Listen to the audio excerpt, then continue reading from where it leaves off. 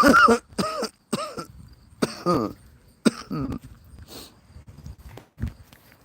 this is my third time trying today because it seems like I'm being throttled pretty badly today. So I wonder if it has to do with my title, because my title mentioned what I was talking about, which was the October 7th, 2023 false flag. They don't like us talking about that. And the reason why they don't want someone like me talking about it is because I can make a very valid argument that at the very least, there should be an independent investigation where no Jays are allowed to participate.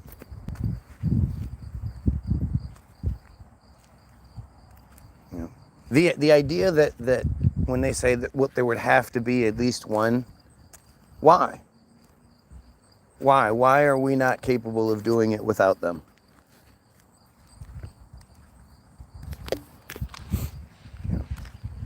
But I stand by the fact that if some dumbass like me can come up with enough of an argument, that I would imagine if I was in court and I presented my findings to the court, that I could convince anybody that's going to engage or listen that it was a false flag and that it needs to be investigated. But the reality is it's a total, it's just another operation by Israel. That this was all part of the plan. You know, fake the attack, pretend like a bunch of people died. No Israelis died on October 7th, nor were they taken hostage. And this thing that's all over the news, where some new images have been released showing emaciated hostages, that's bullshit. It's funny how the last time videos were released, that's the thing everybody was saying, because the Israelis aren't smart. They don't win because they're smart. They win because they're ruthless and they have all of the Semitism, all of the policy and predisposition favorable to them. But, you know, they adjust as they go.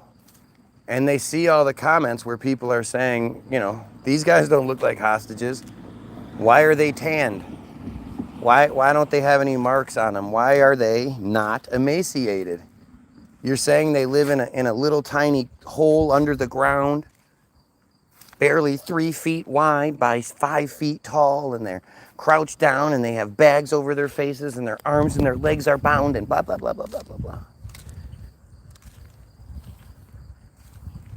It's such bullshit. It's actually what they do to the Palestinians. But when they release because again, they do all this and then somehow they keep giving the same guy like a cell phone or something for him to make videos on. You know, so it can be documented, I guess. But anytime you see the videos, he's in a room.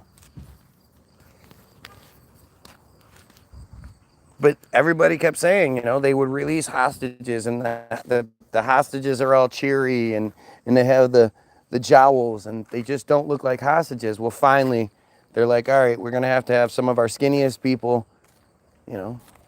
I'm telling you, if you took my youngest kid and you posed him the right way, you could say he was emaciated. He's just super skinny. I'm like his fat ass mom.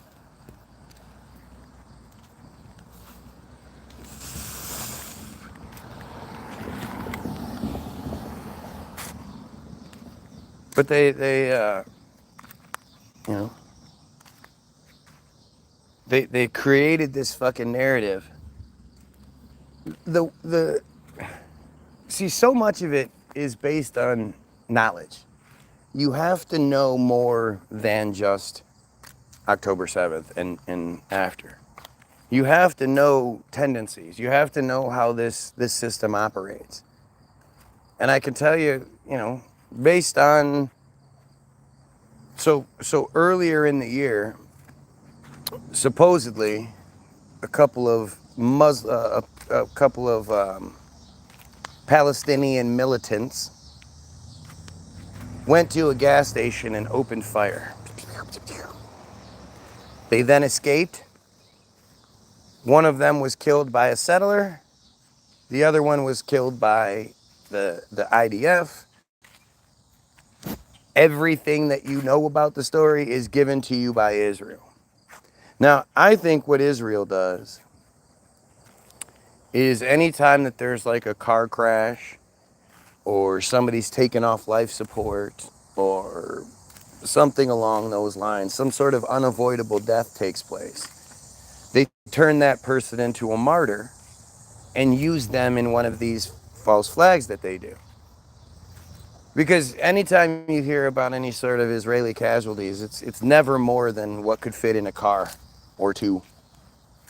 You know, if there was a wreck where, you know, two cars collided full of people, that's when they then make, you know, a big time event around it. Like the shootings here in, you know, the synagogue shootings, the fake synagogue shootings. I think they just had a bunch of people that were, you know, on life support, old people, and they asked the families to, you know, volunteer to take their you know, their drain off of the life support to martyr them, and that's what they did. That's why it's 13 people or some shit. The photo was a lot of bullocks. The guy's face was not the same BMI as the shoulder angle. But I mean, look at the photo. It's if you stood right here in the right kind of lighting, and I just jacked my shoulder up a little bit, but my kid especially.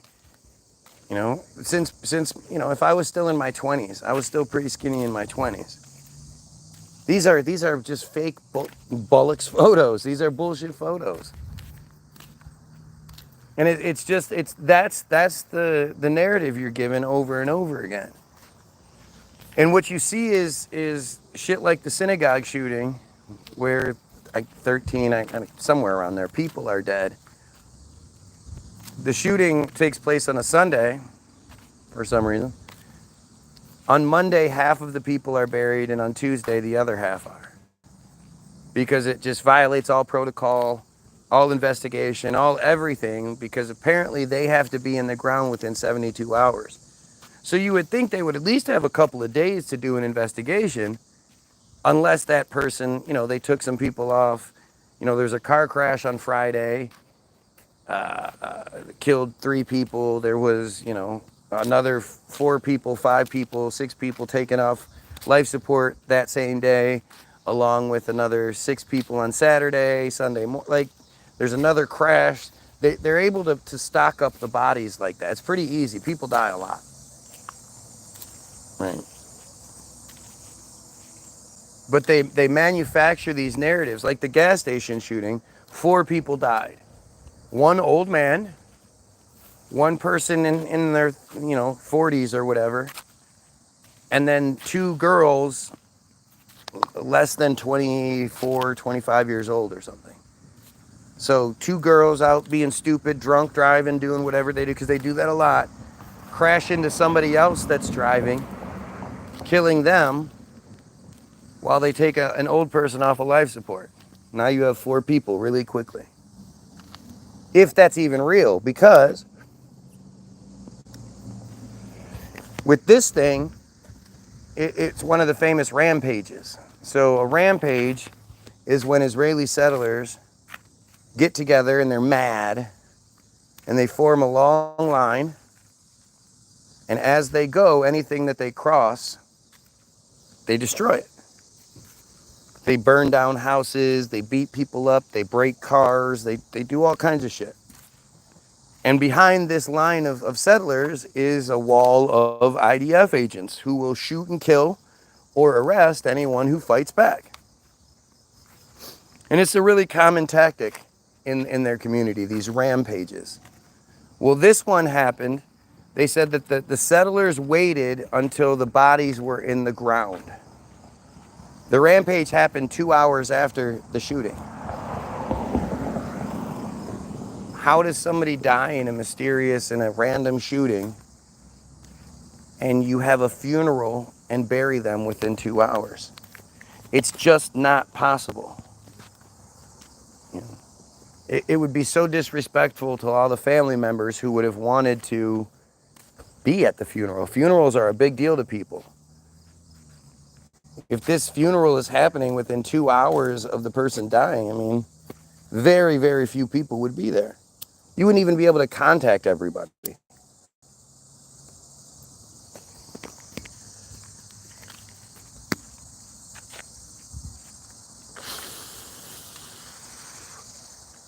But this is what sparked the rampage. There's another story from October 21st, 2023. A woman here in Detroit, a J community leader here in Detroit, named Samantha Woll, W-O-L-L,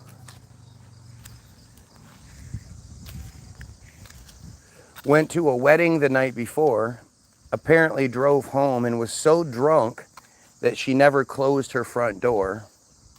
The narrative is just as flimsy and as stupid as possible. And she was found stabbed to death multiple times at between 5:30 and 6:30 a.m. October 27th or October 21st, 2023.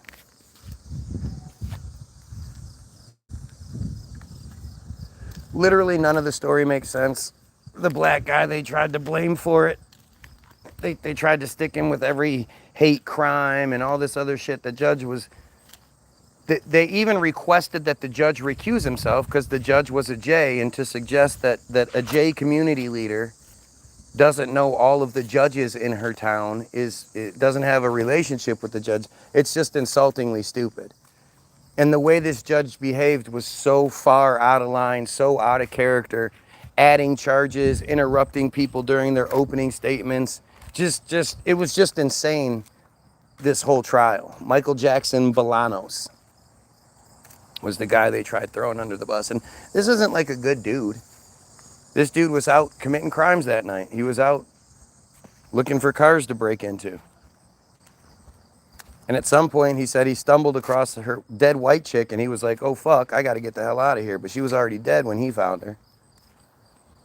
And apparently, there's all this weird security system that she happened to have that senses... Like, the whole story is just bullshit. And the reality is, her J boyfriend actually called the police and admitted to doing it.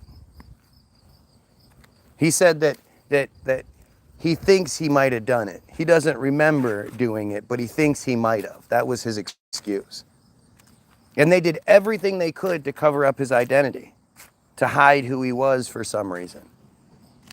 He was even given immunity after they decided that the good excuse was that he had taken a double dose of the psych medication he was already on. And he hit a weed pen 4 times, and that made him call the police and admit to murdering his girlfriend. And when he was cross-examined by the defense, and like he looked as guilty as you could possibly be. But he was given immunity.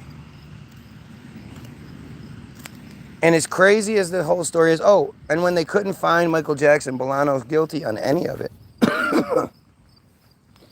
to keep him away from reporters, to keep him from, out of the spotlight, they found him guilty of lying to police, in which he was given a sentence of 18 months to 25 years. That was his sentence. I've never heard of anybody being sentenced to something so open like that. 18 months to 25 years for lying to police. What charges do you get from...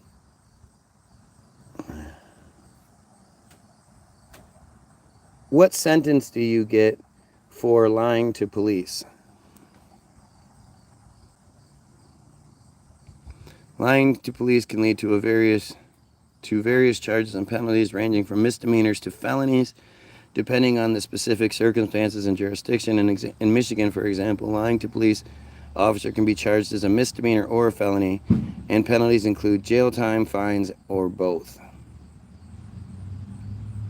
Obstructing justice, lying to police, obstruction of justice. Consequences, penalties for lying vary widely, from a few months in jail for a minor offense to several years in prison for more serious situations.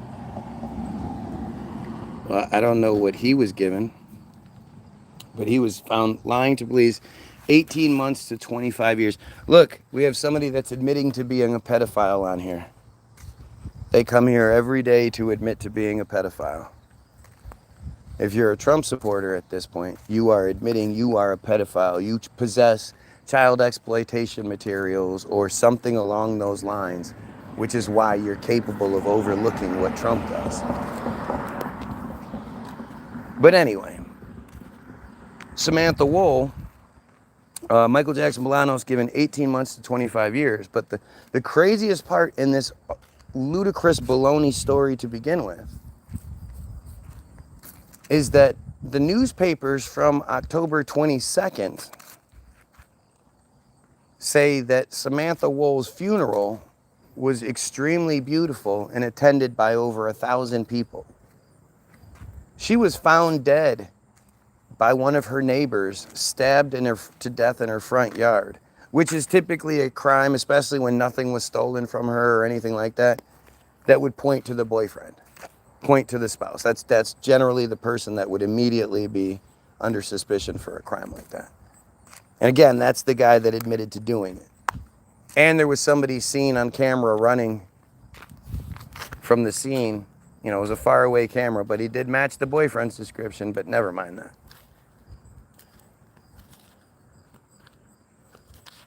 The newspapers, the early morning edition newspapers on October 22nd, basically less than 24 hours later, because, you know, if those come out at 5:36 in the morning, they had to be put together, you know, 3:34 in the morning, whatever. I don't understand how newspapers can work. I think there's a technology there that we're just not being taught about. But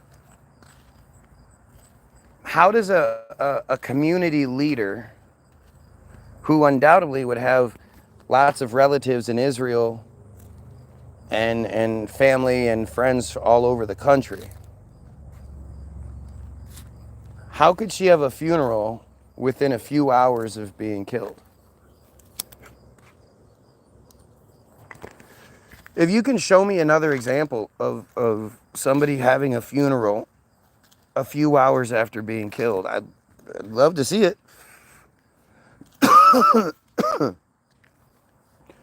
But for some reason, you know, she's found murdered. There were no suspects at the time. Michael Jackson Bolanos was arrested way later. He was attached to the crime way later. Or no, he might, I don't remember.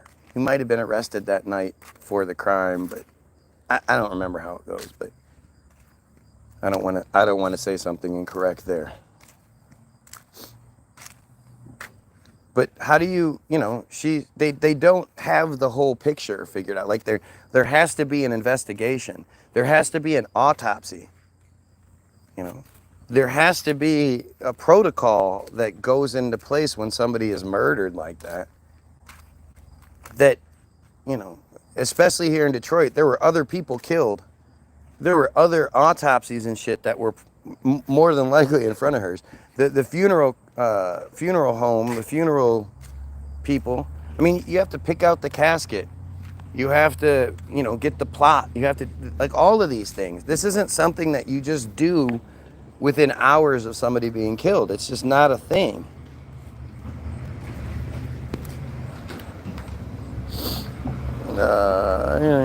Random shit.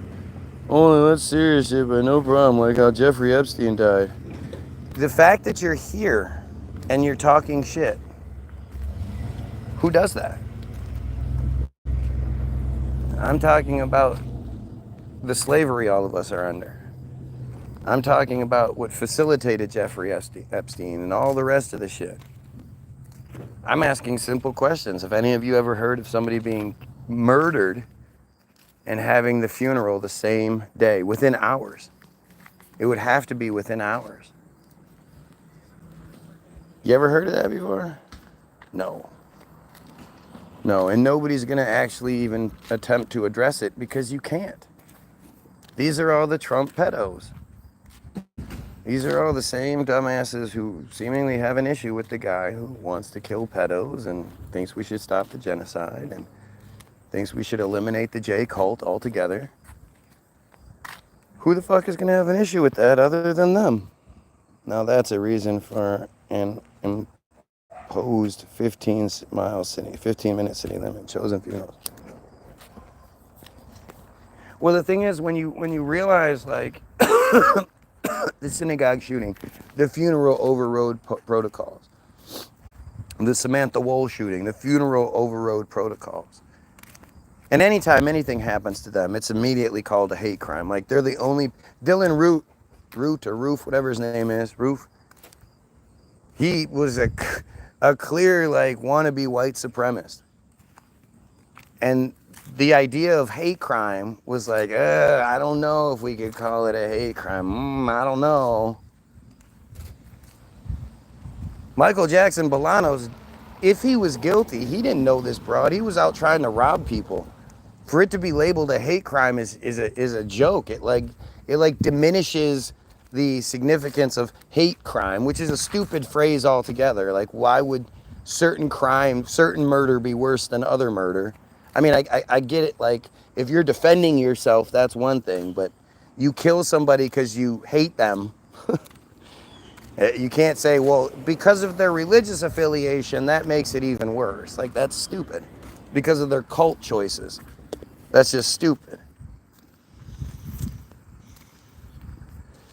But has anybody ever heard of it? No.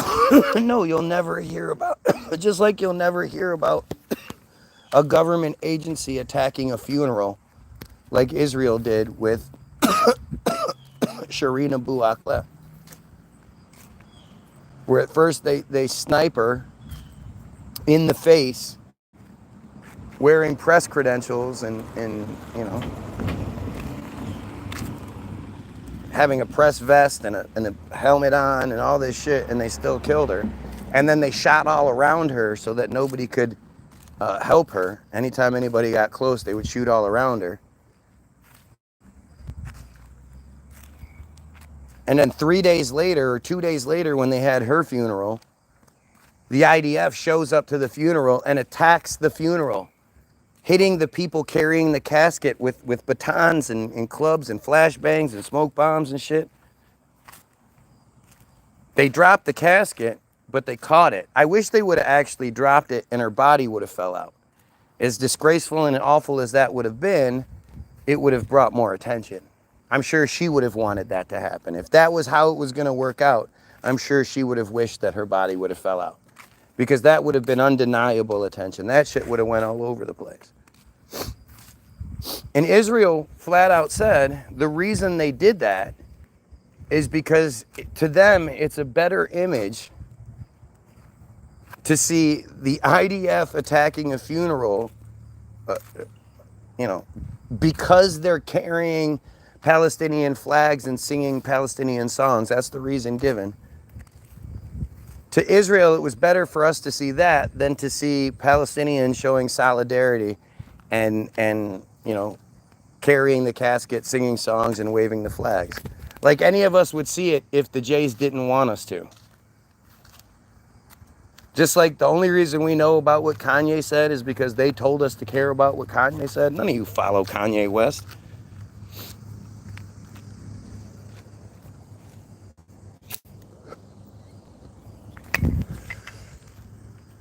And of course, look at the comments. Ask yourself, who is going to be so motivated by what I'm saying that they're going to talk shit? But not about what I'm saying. They're just going to try to talk shit. Like, it's such a weird thing. If this doesn't scream Israeli operatives, I don't know what does. Like, I don't know what else to... I have some other evidence that I can show you guys. And it explains things, but, if you're not willing to see it for what it is, if you don't want to see it, you won't. I guess you'll just, you're just cool with the idea that there's all these random people that are mad at me for talking shit about the Jays and saying we should kill pedos and saying we should stop the genocide. Regular people. Sunday afternoon, maybe they just got out of church, whatever it may be, and they're like, let me find somebody on YouTube who thinks we should kill pedophiles and try to interfere. Oh, or it's even, let me go find that guy that I watch every single day, who's normally much earlier than this. Like I always say, it doesn't matter when I go live. They're still here. But, I mean, in reality, if you knew that, you were there, two guys are having a discussion, you and your friend are talking about something. You're talking about pedophilia and how you should kill pedos and blah, blah, blah. And somebody walks by and they hear what you're saying and they're like, what? Nah, fuck you. You guys are stupid. You shouldn't say those things. You're dumb. I hate you. You're stupid. And they just stand there and start yelling at you. Wouldn't you just go beat the shit out of them? Does that even seem like a normal thing? Like that's something that would happen? That's literally what's happening here. At least by all appearances. If you don't think it's the Israelis doing it, and you think it's just random people, that's basically what you're saying. Random people, and at this point, it's these random people know that we're going to be sitting out front having this conversation every day, and every day they walk by and just start yelling shit. And you're like, dude, what's your issue? Like, do you support pedos or something? Like, what's your problem? And they won't answer you. They're just yelling shit at you. Think about how weird that would be. And then apply it to this. Right? Given the opportunity, given the chance to actually explain what their motivation is, they don't. They don't. They leave it up to you to figure it out. Right? If you ask me what my motivation is, I'll be happy to tell you. You're going to wish you didn't because I'm going to start talking a lot. I asked these guys, what's your motivation? I think we should kill pedos and stop the genocide. What issue do you take with that? Nothing. They say nothing. So this is an important video here. This is the IsraelNationalNews.com. It's from 2010. And the guy speaking is Naftali Bennett, who back in 2010 was just an Israeli agent, operative, Mossad, Israeli special force. Like he's just a high-ranking Israeli agent. In 2025, he's a former prime minister. So from 19 to 22, during a 3-year time span, Israel had 6 prime ministers. Netanyahu, Benny Gantz, then Netanyahu again, then this guy, Naftali Bennett, steps in, and he's prime minister for a year, from June to June, and this is 2022, where in June of 2022, he steps down. He decides to take a back seat. And Yair Lapid, who is a talking face for Israel for a long time, another Israeli agent, he was in the Where in the World is Osama bin Laden, the Morgan Spurlock film. Like, he's been an Israeli talking head for a long time. He stepped into the position of prime minister. Just because Naftali Bennett was stepping down, I guess. And then that November is when they put Netanyahu back in charge. In what Yair Lapid said was a corrupt election, but what's most important is Israel. So instead of making any sort of controversy or anything like that, he's just going to concede, give up his position as prime minister, knowing there was corruption, but Israel's more important. Where's that squeak? There is none. So this is Naftali Bennett. This is that guy. talking here, and back in 2010. Moetzet Yesh, in conjunction with My Israel, has arranged instruction day for wiki editors. The goal of the day is to teach people how to edit in Wikipedia, which is the #1 source of information today in the world. As a way of example, if someone searches the Gaza flotilla, we want to be there. We want to be the guys who influence what is written there, how it's written, and to ensure that it's balanced and Zionist in nature. I came here to learn. Okay. If you can't find the music, that there's a website listed in the description of almost every video. I really don't know what to tell you, dude. You must not be that smart. It's pretty easy to find, but Naftali Bennett says that back in 2010, Wikipedia is already considered the #1 source of information in the world, and Israel has decided to go to this #1 source of information in the world and teach them how to edit their pages. And just in case you need an example, for example, if somebody searches the Gaza flotilla, which is the Greta Thunberg of 2010, where again Israel killed 9 people, 6 of which execution style because they were defending themselves, they want to be there. They want to be there and influence what is read, how it's written, and to ensure that it has it's balanced and Zionist in nature. Zionist in nature. They want what you read, the perspective that you get, to be Israel's perspective, and it be a Zionist perspective. That is what the prime minister, future prime minister, former at this point, said on camera, that they were there teaching Wikipedia editors how to do their job.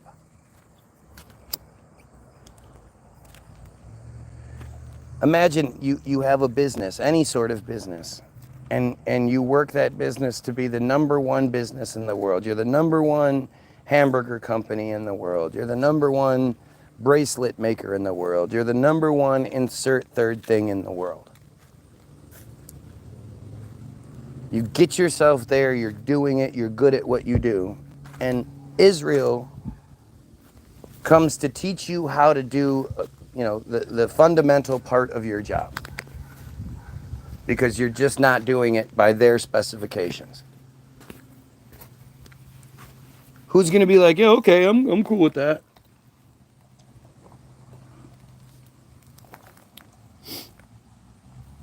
Right?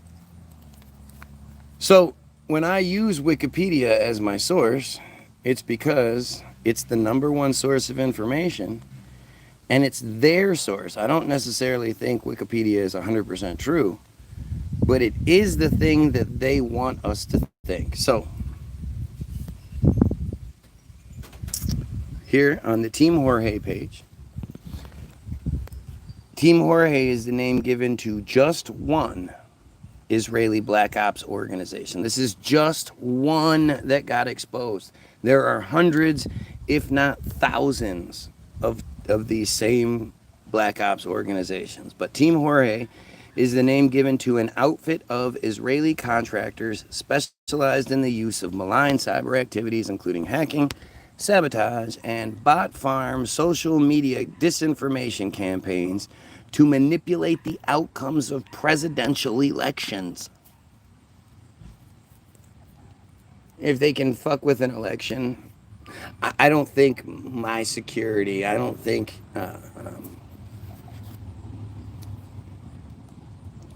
my defenses are better than those around a presidential election. So I think if they could fuck with a presidential election, meaning they can fuck with everybody who's voting, then fucking with my YouTube feed that they provide me is probably not a big deal. The group was exposed in February. Oh, thank you, sir. appreciate your honesty. Can't find my fucking keys, man. I do not have them. I got in the house with them. Where the fuck are they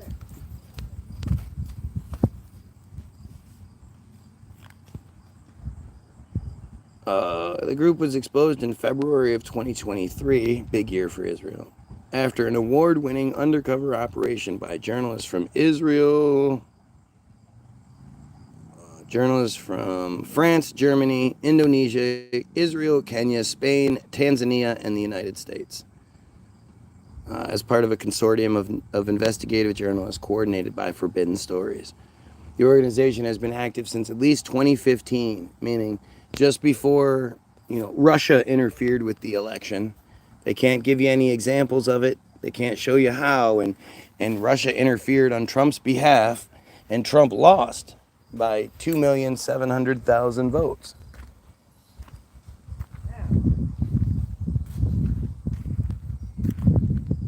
And the APAC swamp that he said he was going to drain, he promised, just like he promised to lower gas prices and food prices, just like how he promised to release the Epstein files, just like how he promised to end all the wars with one phone call. He promised to drain the swamp, the APAC swamp. They didn't call it the APAC swamp, but that's what he was talking about. That same swamp overrode our decision for the third time in modern history, the first two times being George Bush Jr., where the person who gets the most votes does not win. And they have to step in and tell us, yes, you guys overwhelmingly 2.7 million more, 2,700,000 more people picked Hillary than they did the Donald. But he won anyway. The swamp put him in place. The APAC Israel-controlled swamp. So coincidentally, the organization has been active on paper since 2015 and boasts of having manipulated 33 presidential elections. If you know anything about that 33 number, you do. I don't want to go into the whole Illuminati bullshit. I don't like that stuff, but 33 presidential elections worldwide. Don't worry, white people. Many of them were in Africa, many meaning 4 or more. And in 27 cases, 27 out of 33 times, they had successful results. Those are some pretty fucking amazing numbers. If you were a baseball player, you'd be the best baseball player in history. If you had the average 20, if you had that percentage, if you hit the ball that percentage. What is that, like 80%?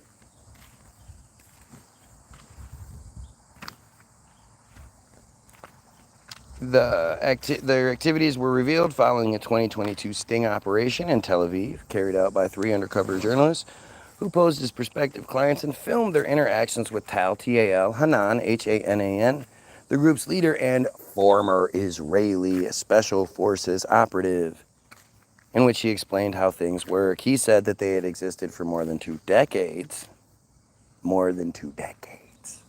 over 20 years, and if they've 33 elections, they'd have to take more than a few years there.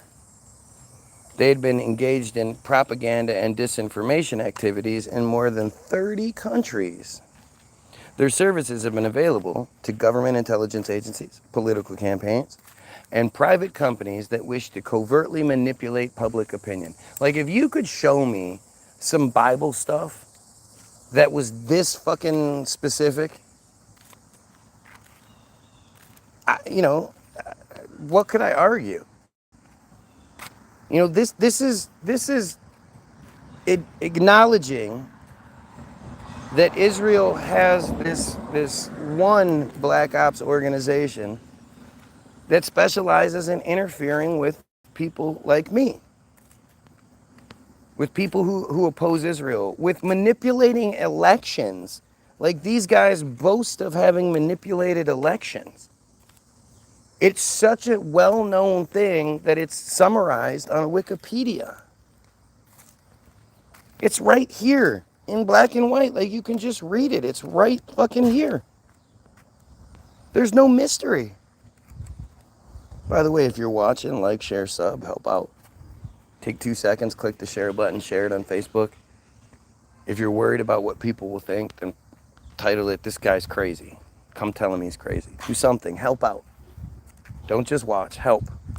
Show the system that we're not their fucking dumb goyim slaves like they want us to be.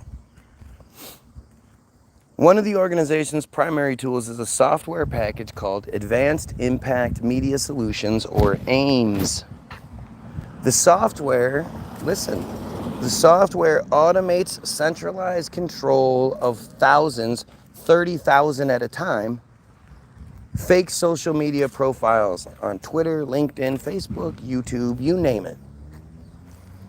So when I ask you, who the fuck is gonna come here day after day for hours on end, talking shit to the guy who thinks we should kill pedos and eliminate the Israeli J control scheme, stop the genocide and eliminate that cult altogether? Who the fuck do you think that is? Who do you think's gonna be here in any sort of opposition to me? All you regular people out there opposed to killing pedos? All you regular people out there, you Americans opposed to stopping giving Israel $3.8 billion in the first fiscal month of every year? For this 10-year period, it's going to go up significantly when Donald Trump signs the new memorandum of understanding. Where were they?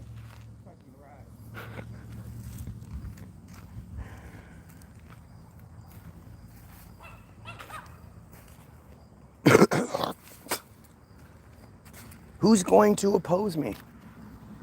Other than pedos and Israeli/Jays. Seriously, who is going to spend so much of their life on me? Somebody who, quote, doesn't matter. Somebody who's not making any sense. Somebody who's not providing any evidence. Somebody who's blah, blah, blah, blah, blah. All the while refusing to acknowledge or engage, acknowledge why they're here or engage in the conversation. They're definitely not telling me or bragging and boasting about how we should absolutely be killing pedos and we should absolutely be stopping the genocide. They're not saying anything like that. They're opposed to me. Who the fuck do you think that is? Is that what all you normal people do? You look for guys like me so you can interfere? Or does it sound like Israeli bots? Especially considering they say a lot of the same things. Now, it's not all bots, that's for sure.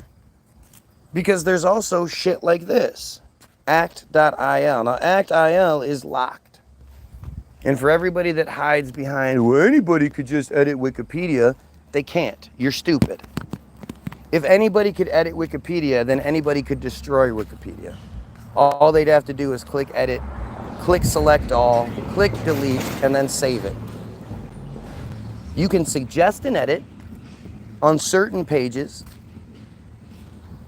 You can suggest, make an edit in the system. The system then triggers the editors that Israel taught how to do their job. And those editors will check to see if what your edit is balanced and Zionist in nature. And if it is, then they will allow it. But that doesn't just mean anybody can edit anything. You'd be stupid if you thought that way. But even if you are that stupid, the truth is the act.il page is completely locked up. This can't be edited. This one says act.il was a social networking service used by supporters of Israel to oppose online anti-Israel content, quote, such as the boycott, divestment, and sanctions movement. Or little old people like me. Its activities were referred to as a, quote, online propaganda campaign and, quote, a virtual situation room for pro-Israel experts. This is really interesting. Act.il directed its users to, quote, missions to like, comment on, and share pro-Israel material on social media. It also asked users to flag, report, and respond to criticisms of Israel. Users were guided on how to respond, which might be not addressing anything that's being said and keep bringing up stupid shit, which might entail writing a reply using the provided talking points like you're schizophrenic or, RVD or, some other bullshit that these guys all just happen to say. Schizophrenic being a really common one. Just to think that so many people think schizophrenia is a joke and don't really know what it means. Like, questioning the narrative and then reading about it is the opposite, is nowhere near schizophrenia. But that's what they have. That's the best they can come up with. Because these are the provided talking points. And they're not very smart. The Israelis are not in charge because they're smarter than us. It's because they're worse than us. They're all about killing. They see children dying and suffering. They don't help. I don't care if you hated your neighbor. If you came home one day and their young child was outside crying, banging on the door, and no cars were there or anything, you wouldn't just be like, oh, well, I guess they'll help to figure that out. No, you try to help the kid. That's how we are.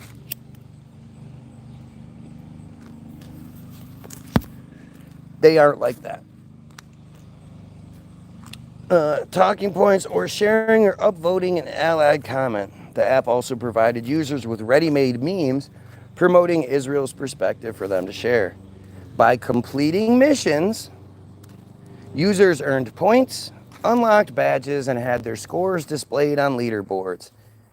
They basically turned trolling people like me into a video game where they get prizes, where they get badges, where they get their scores shown to the rest.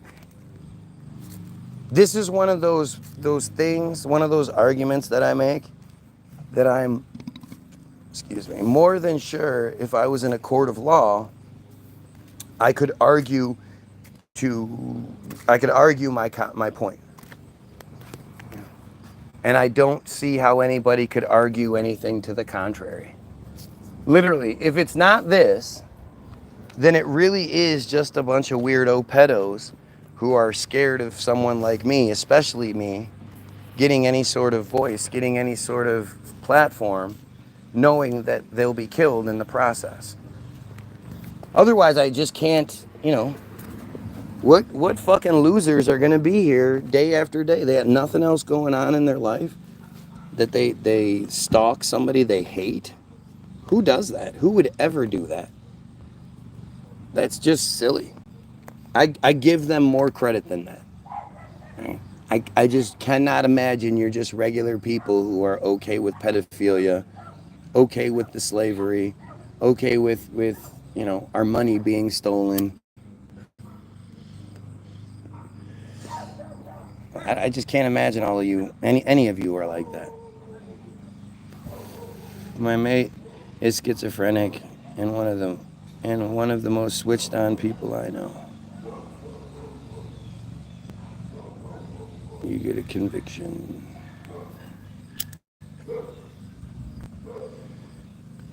I mean, it's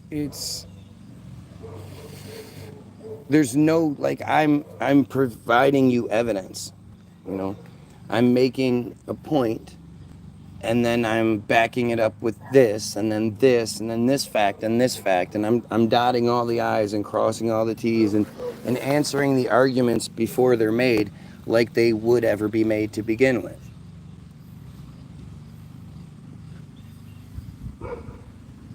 There is no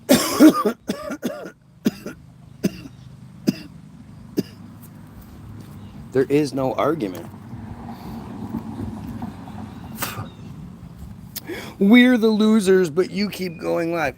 If I'm a loser and a weirdo and all these things, again, because I think we should kill pedos and stop the genocide, and you watch me and beg for my attention every day, yeah, that's the weird thing, by far. I definitely don't watch anything you guys do. And none of you, of course, none of you are willing to put out a simple video proving that any of you are real to begin with. Again, more proof. You want more proof? For over a year now, I've been saying, you know, any of these profiles who claim to oppose what I'm doing, saying, blah, blah, blah, any of that shit. If you're any of these profiles who won't answer why they're here, who are here for anything other than support, as far as I know, you're act.il or your Team Jorge or something like that. I don't believe that you are real life, regular old Americans who just, you know, don't hate pedos and think we should keep supporting, keep giving Israel all of our money. We keep bending the knee to the Jays. I don't believe that's who you are. And I've been saying for the longest time, all you have to do is make a 5-minute video, 2-minute video, 3, whatever. I don't think you could do it in 2 minutes, but if you can, go right ahead. Make a quick video explaining like what it is I'm wrong about. Why you're here to, why you're so obsessed with me. What is it that brings you here day after day? And make a video where you're just talking to the camera like I am right now. So we can all see your face. Explain to me why you disagree that we should kill pedos. Why you don't think we should stop giving money to Israel. Like what it is that motivates you. I can't figure it out. I mean, everything makes sense. So I can figure it out that you're Israeli operatives, but you're saying that's not the case. So if you're anything other than Jay's Israeli operatives and or pedos, because I do think a lot of it is just sick pedos. But anyway you slice it, make a quick video showing your face, proving that you're a real person, talk all the shit you want about me, don't have a song playing in the background, right? And I'll title it Guy Williams Sucks. I'll pull it up while I'm live and we can all watch it together. And you can make all the points you want. It'll be just like me bringing you live. You make all the points you can. And gain some credibility at the very least you gain some credibility. At least we'll then see that you're a real person. You're not all nose. You're just some regular person who actually does just disagree with me on these specific things for some specific reason. Just prove you're a real person. That's all you have to do. And none of them took me up on it. Not a single one of them. I did, however, get a page that came through one day and said, hey, we did it. We made videos about you. So I searched Guy Williams Sucks. And it turns out 2 separate pages uploaded the exact same videos, like 5 videos, 4 of which were 40-second, 30-second clips of just regular, like, Israeli propaganda nonsense. But the 5th video was a 5-minute plus video of clips from my videos throughout the years. Like, I don't even know how far back it went, but it went far. And they had all my, I guess they have all my videos saved and then all the timestamps. Afternoon. All the timestamps ready, so they all these little 5-10 second clips of me saying things that really hurt their feelings. They compiled them into a 5-minute plus video. And in between clips are Israeli propaganda videos. So not only did they have all of my videos saved and then timestamped where they wanted, where I hurt their feelings, they also happen to have all of this Israeli propaganda video stuff saved and ready to go on their computer. And when I say make a video about you talking shit about me, show me your face, instead they put this video. How long do you think it took them to put that video together? How long would it take you to put that video together? If I said, all right, Karen's actually on my side. Karen, how many of my videos do you have timestamped where something I said was so important that you have it timestamped in off to the side somewhere that you can go look at it anytime you want to? Right? And then obviously multiple, 10 different things maybe. I don't know how many it was, but 10 different clips of me saying a short little thing that I guess just inspired you so much. Tell me one. Tell me one of my videos that you can refer back to by video title and then the exact timestamp where I said something that really mattered. Give me one. I already know she doesn't have any. So to think this group, and now it's a group too, they acknowledge being a group, multiple profiles, they had 2 different profiles uploaded these videos. This group, how long do you think it took them? How long do you think it would take you to put that together for anyone? For yourself? I don't have a bunch of timestamps of myself saying things that I like. I don't even watch my own shit. For me to sit here and put together a big compilation video, I would have to go back through and watch a shit ton of videos that I don't want to watch.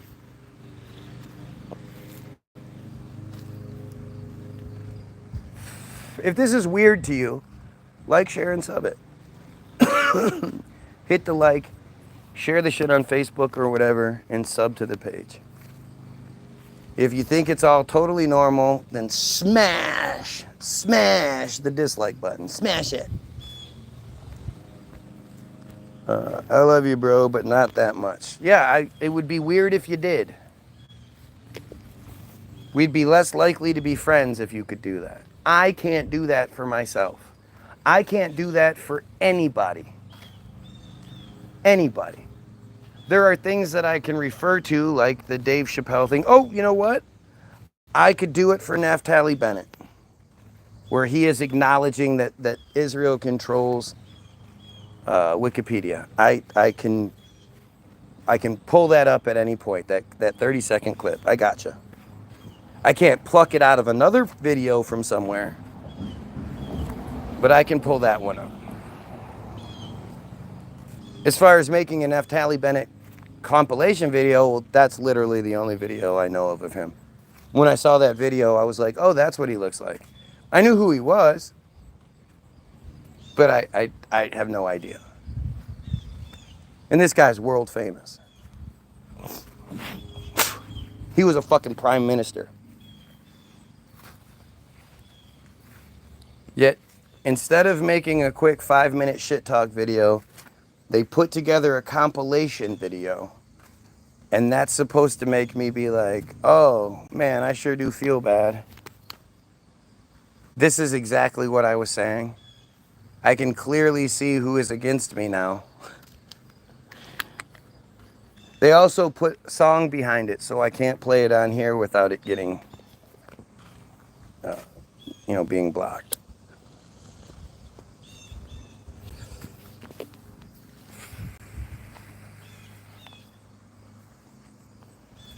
Does that make sense to anybody? Like any real people out there?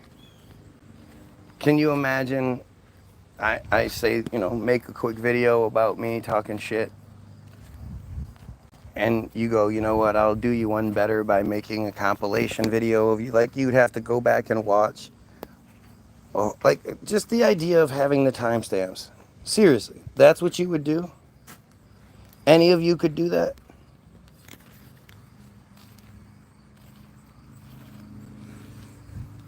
How does that sound? Who would even think if I said make a video of your face talking shit about me?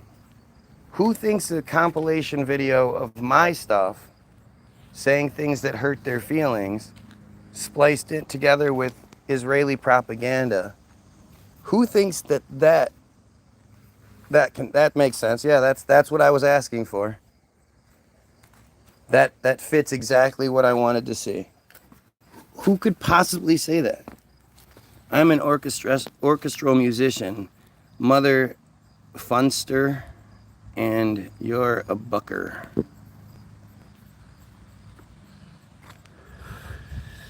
Yeah, that Scottish slang is different. I'll tell you what.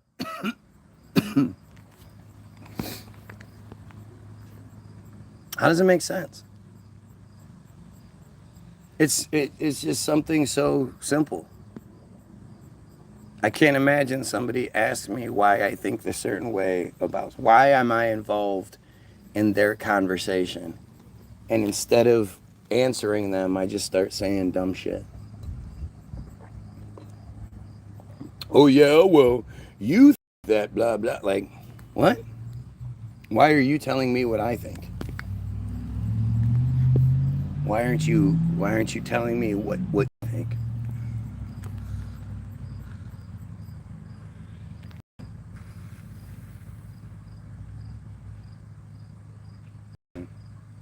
I don't know. I've heard of anything like that before. I've never heard of somebody putting that much effort into someone else, like not just some, maybe some famous person, maybe. But again, to think the famous person has daily live feeds that are hours long, and of 5, 10, 15-second clips from each one of those videos, that's just strange.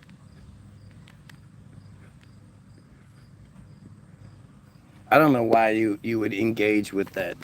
That is the epitome of Israeli dumbass bot avatar. That's actually that's an act.il. That's the epitome of just some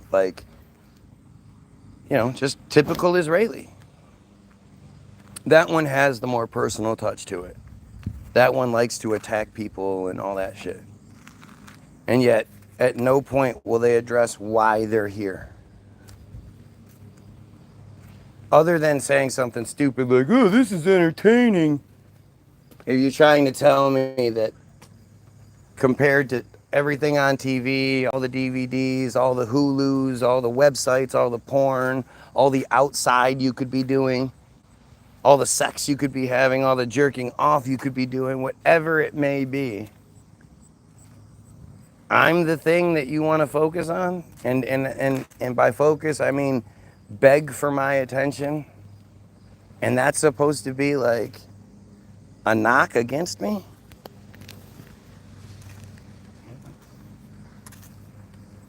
When you're saying shit on the feed and somebody attacks you for saying something on the feed instead of addressing me, who do you think that is? I read you act.il, where they've made trolling a video game.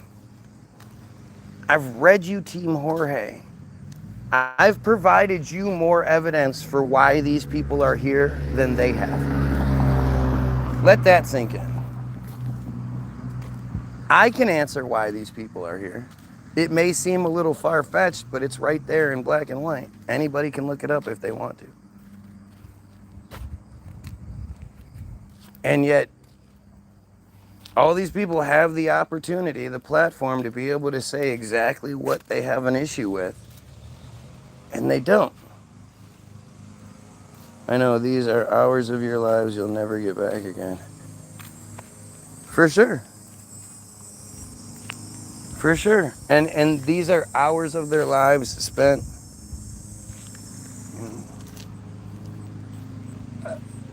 trying to interfere, not support, trying to interfere with the guy who thinks we should kill pedos and eliminate the J control scheme. How does that make sense?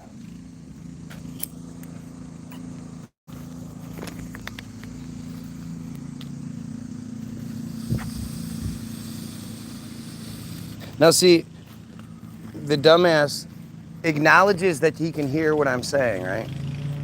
Nobody ever attacked her. Right.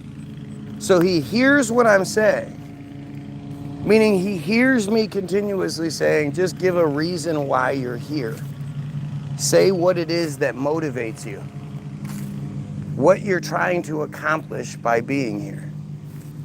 Not answering questions, not engaging in the conversation, just talking shit. What is it?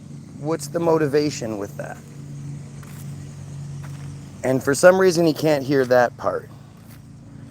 Not only do you spout conspiracy theories all day, but you don't even get stuff right. You don't even get stuff right that happens right in front of you. Yep, that's what I'm doing. Here he goes. Always now we're gonna go back to this, because now we're gonna start talking about what I do. No, he's talking about, yep, see? These pedos. You leave me to speculate what your motivation is. You won't answer for what your motivation is. You'll answer dumb shit, but you won't answer what your motivation is. And yet,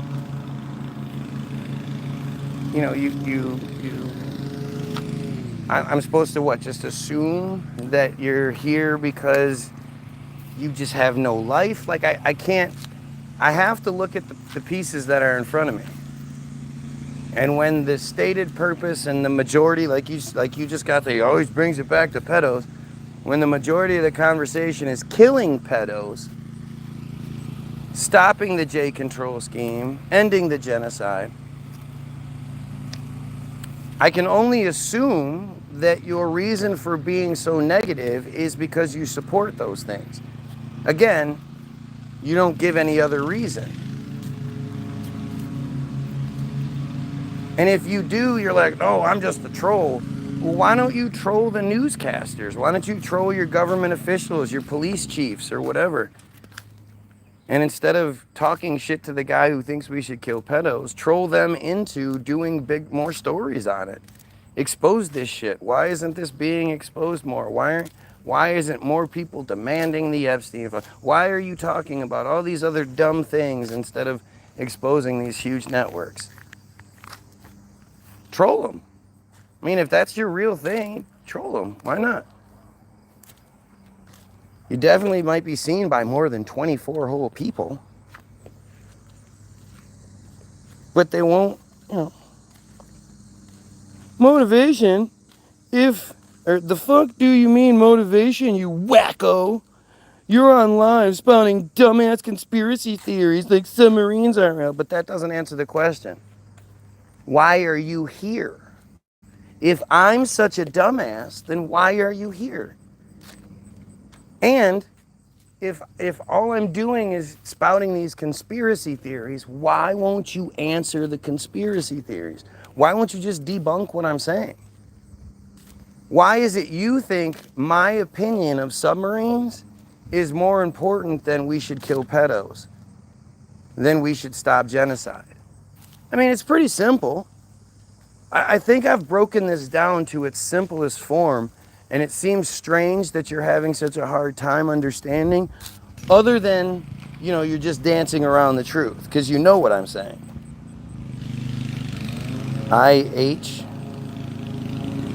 I know why they're here, just like earlier when you said you were gaining him points. Just keep occupied while you were left to stay on point. Yeah, but see, I think this is a huge point. This isn't just some fringe thing. We have to look at what they do. We have to acknowledge what they do. It doesn't make sense any other way. Oh, stop pretending you don't see the comments. See, now we're gonna go ahead and read it and explain that. Again, the idea that you seem to care about my belief in submarines is just so funny to me. Because we're joining up here to roast you together, and we've debunked you. Up here we go. Now, instead of debunking anything I'm saying, now we're going to claim that we've debunked many times. And I guess because you've said it before, that means you can't say it again. If you could so easily roast me and debunk me, why wouldn't you do that? Instead of sitting here, roasting yourself, basically. Like, you're just digging the hole even deeper. Every time you don't answer for why you're here and you keep trying to talk about other goofy shit, you're just making it more obvious. This we that you're talking about this group of you that comes here every day for hours on end to get called pedophiles and Jays, Israelis, all this shit. Like, this is your idea of a good time? Again, if you want me to believe that you're just some loser, you really don't have anything else going on in your world, okay, dude. But to me, it just makes more sense, you know. To me, there would be a lot, I'd be looking for the Christy Morenos if I was you. I'd be looking for the people that aren't really good at making you look as stupid as you are. So why don't you put genocide and penal? Again, you're too stupid to understand what titles are, huh? I mean, it's funny because this has been explained so many times, but because you're desperately scrambling now that you're actually getting the attention you need, you're desperately trying to come up with whatever you can. You're going to pretend like I haven't explained it time and time again. I think I explained it already in an earlier video today that you were here on.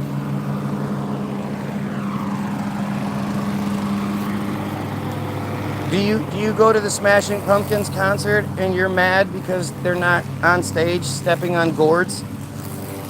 You got one of those foot smash video fetishes or some shit?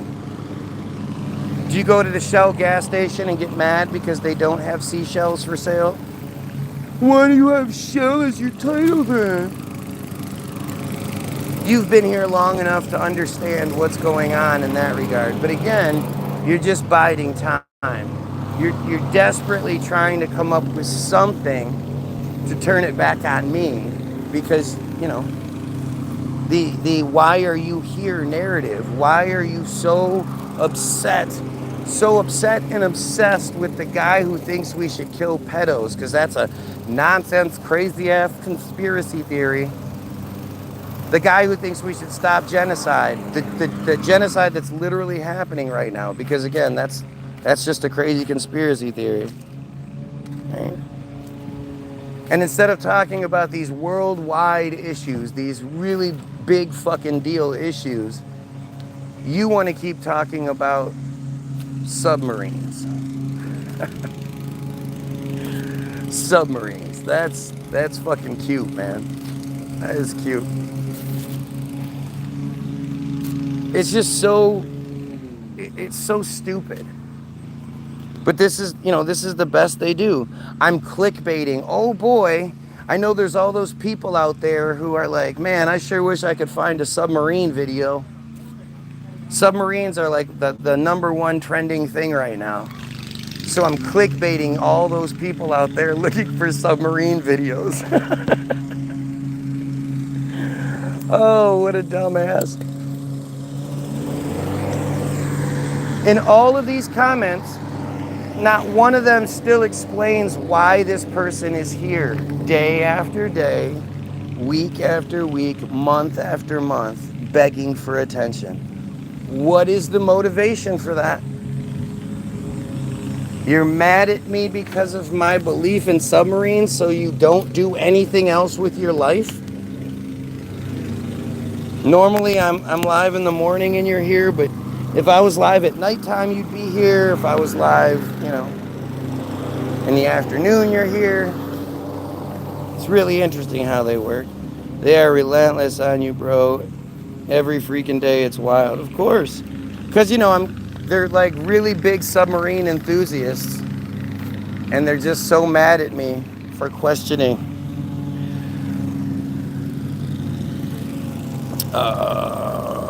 People, man.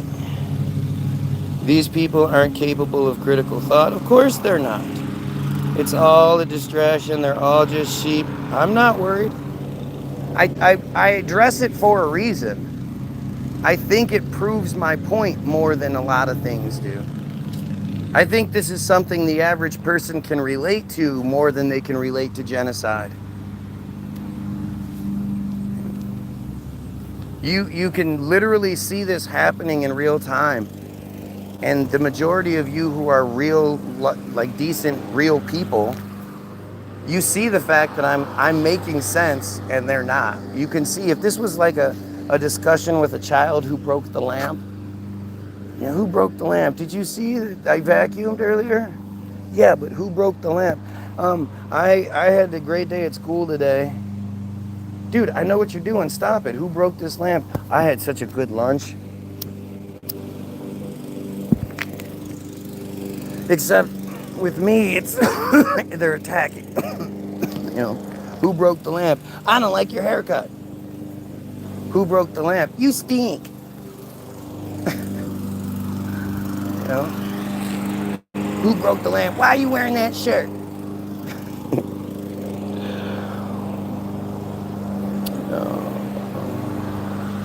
When the ex-military personnel who have served on submarines are in the chat, you suddenly don't respond and switch up to, yep. Because somebody says they're ex-military in the chat, so I should believe them. Especially when there's so many dumbasses like you making fake profiles so they can watch me. But I'm going to believe that military people got nothing better going on in their life than finding some random YouTube feed that has a title that even if the videos were always about submarines, right? And then today I happen to be talking about this. We had gotten to this, anything else really. To think that the video should always be only about this one thing is silly. But let's just say for some reason we got on this topic. For you to be like, well, I want you to go back to talking about submarines. Why are you talking about this? Like, it's just crazy. Instead of you being a normal person who says something like, yeah, man, fuck those pedos, they should all die. Fuck that, we should not be under the Israeli control like we are. We need to stop this genocide. Instead of saying anything like that, they're crying because I'm not talking about submarines?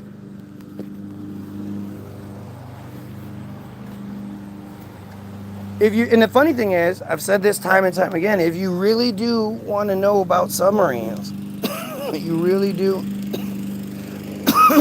wonder what I'm talking about, go watch the first 9 parts of the Submarines Aren't Real series. I've made tons of arguments. I think I've thoroughly debunked it.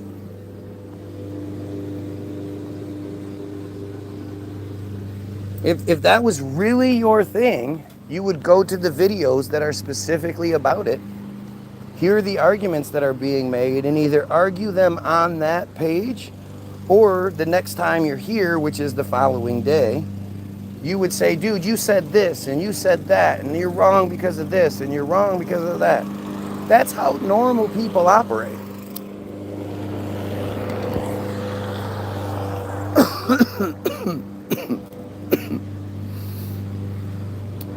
Yeah, I know, I'm beating around the bush and the shit I've had just for being attached to your page. Yeah, I mean, that makes sense. That's happened to you in any other situation you've ever been in ever. You've been on social media for fucking almost 2 decades, I would assume. Watching all sorts of different conspiracy people and all that shit.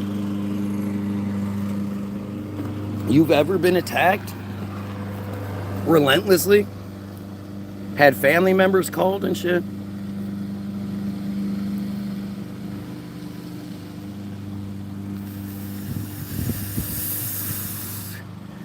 Yep. Can you imagine if somebody actually smoked this much meth, how fucked up they would be? But yep, this is... name once people opposed you pedo views in chat, you making up arguments that don't exist. Name once people opposed you name once people opposed you pedo views in chat.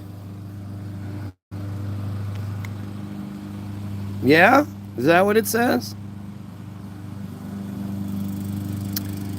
Yep. If I just wanted attention, I'd sell Jesus. Why would I talk about something that brings nothing but ass fucking pedos to my page? And if it was just about getting attention, why wouldn't I sell you what you like already? If I sat here and talked about praise Jesus this and the Lord's name and that, blah, blah, blah, I could probably be a pretty wealthy televangelist. I'm pretty good at this thing. So if it was all about attention, it'd just be about Jesus. See, this is what happens. Like when you make arguments or accusations or something along those lines, the person then engages that argument and either acknowledges that it's true or gives you something against it. See, that's what I do. You say something stupid, and even though it's stupid, I still destroy your argument. When it comes to you, I only ask you one simple thing. I ask you one thing, and you will say everything else but that one thing. Isn't that weird? You've avoided saying why you're here for like 30, 40 comments now. Just talking all kinds of shit, and it's me this and it's me that. Like somebody, like I'm forcing you to be here. You can't watch anything else on YouTube while I'm live. You have to be here. See, you're only doing one thing. While you're on there, was doing nothing. Everybody else in here, we can actually do this. For example, I'm at work getting paid. So now this guy is saying he's a bad employee. He's working on a Sunday, and his job enables him to obsess over me. Like, look at all the comments he's making. Especially with the cap locks and shit like that on certain words. That means he's not saying it. He's typing all of these things out. What job do you have that you could sit on a live feed all day begging for attention? See if we're going to get an answer to that one. So you being on in the background, if I was in the background, then you wouldn't be talking directly to me. That's called the foreground, buddy. It isn't like it's some top priority. You're just here every day doing this, begging for attention, while at work apparently, on a Sunday.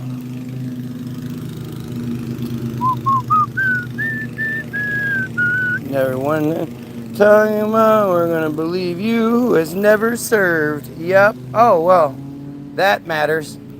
Whether I've served in the military or not matters on my submarine credentials. That affects whether I can look something up and then discern what the information is telling me. Gotcha. Again, all of this to avoid saying why they're here. All kinds of submarine shit. So you may absolutely know. Now you're begging for validation from someone else. See how? Come on, guys. Come, please stroke me. I'm getting my ass kicked here, please. Somebody else see it? See? I'm inflamed. Everybody in the comments and throwing a fit. I'm inflamed and throwing a fit. Good gravy. Bots and fake pages because we don't agree with his meth ramblings. Yup. You can say all that. Still can't say why you're here. Everybody who has checked for those videos can't find them. Why do you just spout nonsense? You can't find my video, so you're not smart enough to find the videos that exist? Gotcha. You're admitting you can't find my previous videos? Titled part 1 or part 2, 3, 4, 5, you can't find those? Wow, you're a special kind of stupid. You've never debunked shit ever. Yep, never ever. His version of debunking is literally saying, I'll get a summary. Yep, that's what it is. Ooh, Tammy Gibson reported me. I don't like what you're doing. I wouldn't call that debunking. He's defending himself from imaginary pedo people. No. I'm just pointing it out. I'm pointing out the lengths that are gone to try to interfere with my feed and who could possibly be behind it. Because I ask those same people to explain what their motivation is, and they never seem to. You. Yeah, have you ever had a job in your life? What kind of jobs do you think exist? You're clearly the expert on submarines. You should make another video whilst at work. Yeah, absolutely. People at work should be making. How come again these experts on submarines don't do a live feed? Submarines are real. Guy Williams is crazy. Anything along those lines. Nope, they just want to be in here and cry. I'm actually doing security and I'm sitting in a car right now watching over a new development being built. So you're not doing your job. Because you can't be watching over a development security-wise and being looking down at your phone. I have kids, I know. When you're in your phone, especially with as crybaby and as determined as you are, you're definitely caught up. Just sit in my car. Must not do a very good job. Super far behind in the comments. Yep. Super far behind in the comments. That guy just said I'm super far behind in the comments when I was literally like 2 comments away. I believe in submarines. I got a yellow one. Spooky orchestral playing is very cool. Thank you. I'm calling CPS right now. So there's this guy on YouTube, and he's talking about how the trolls don't acknowledge why he's here, and I think he doesn't believe in submarines. I would give anything to see that phone call. Please film yourself making that phone call.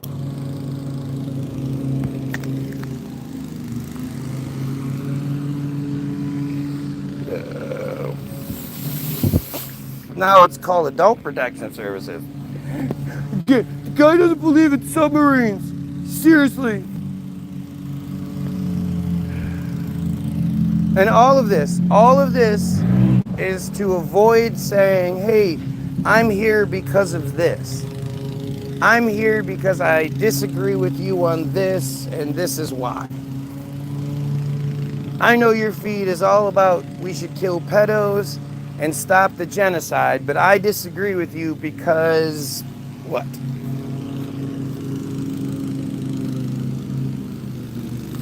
You don't agree with me. Okay, you shouldn't agree with me then, I guess. We shouldn't kill pedos, huh?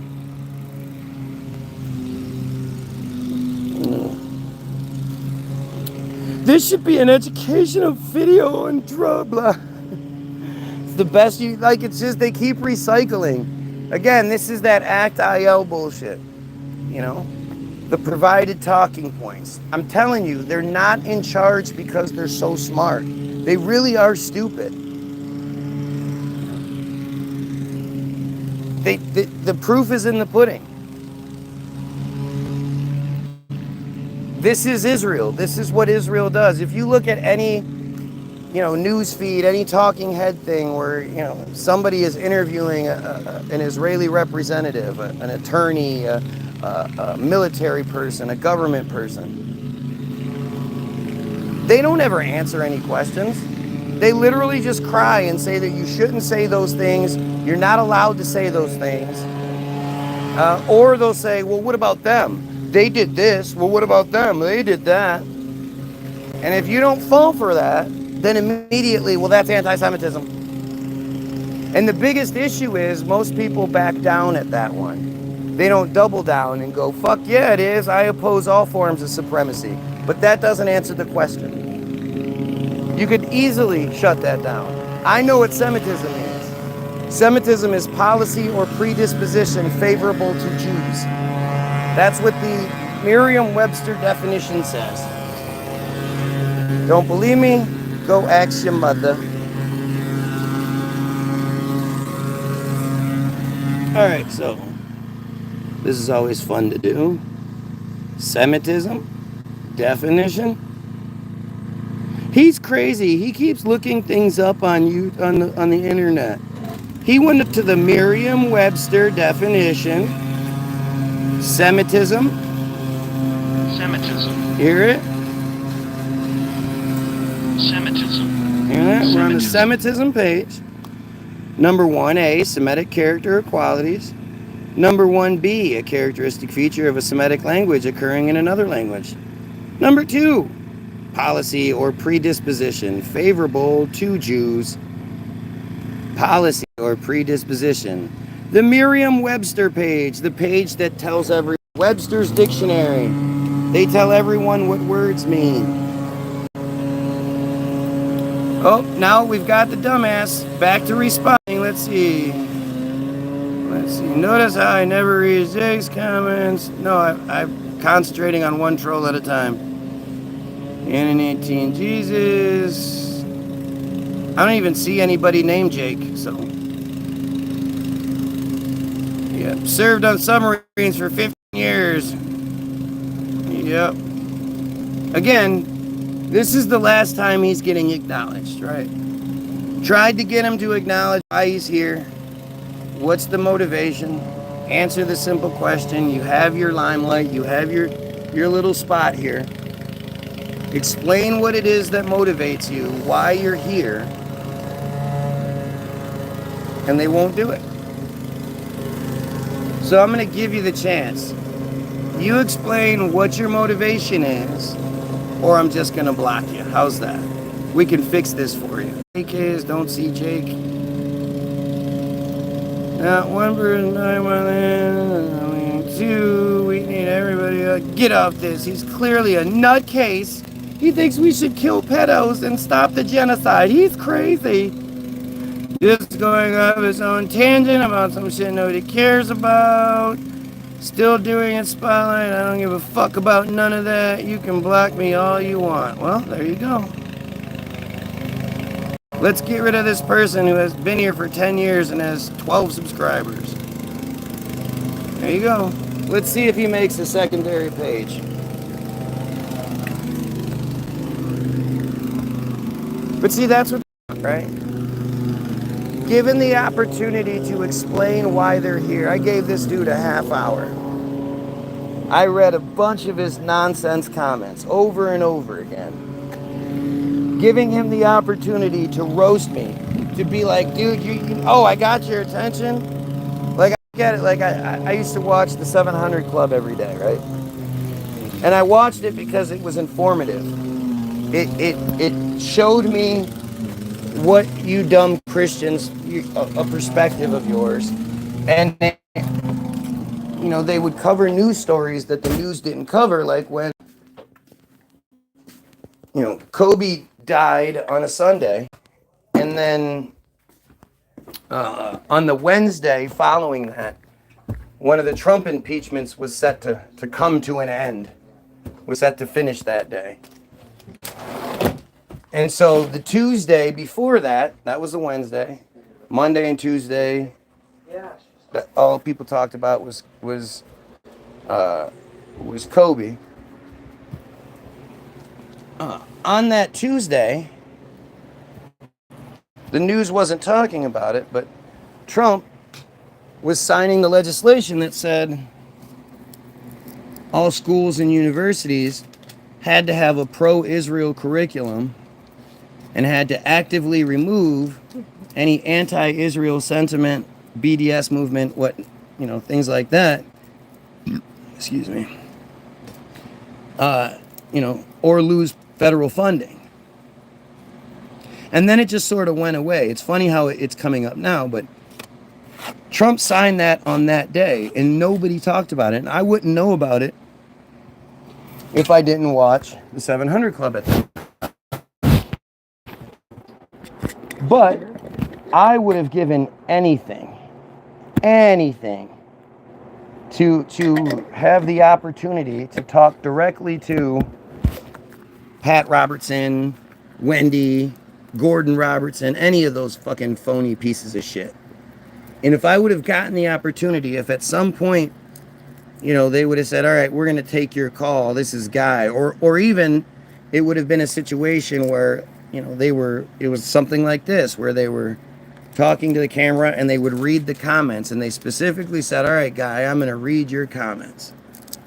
I would have taken that opportunity. I wouldn't have talked about how goofy Gordon's hair was. I wouldn't have talked about how, Pat looked like a gremlin.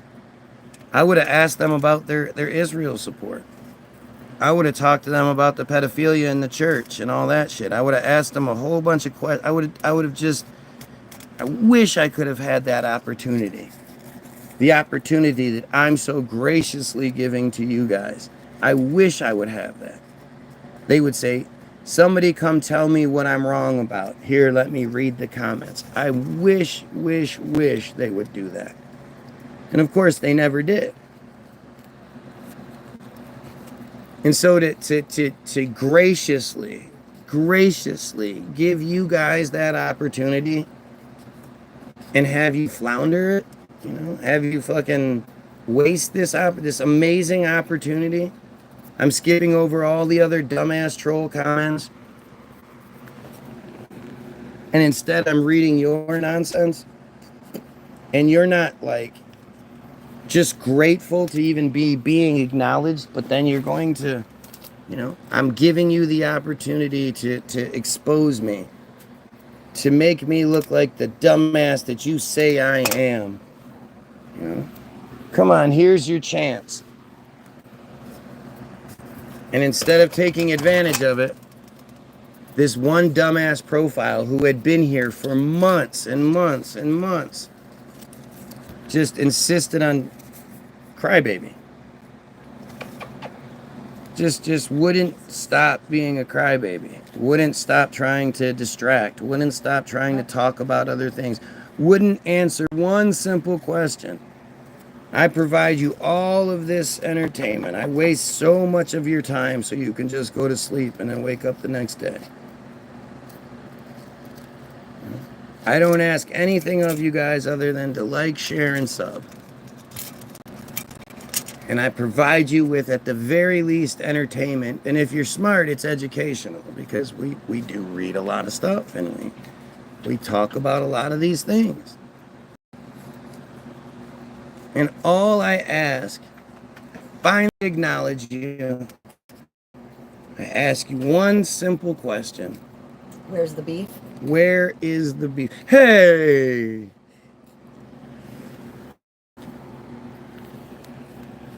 Where's the beef? And you just refuse. You can answer for this. I already did answer you. Well, if I did, you're just gonna deny it. Well, I deny everything you say. You still say all that shit. The one thing I asked, the one reason why you're here, if I deny that, that's gonna hurt your feelings so bad that you're just not gonna even bother. Can you bring that down when you're done, please? Does that even make sense? I can answer for all kinds of dumb shit. I can say all kinds of dumb shit begging for attention. But answering a simple question as to what motivates me to be here every day for hours on end, day after day, week after week, month after month, no, I can't do that. In what world does that make sense to anyone? Who would do such a stupid thing? How many of you, that's the story of your life. That's what you do. As soon as you get off of this feed, you're going to jump onto another somebody trying to tell the truth about something, and you're going to try your best to interfere with that one too. It was so funny when you had the last nation server you had on the ropes.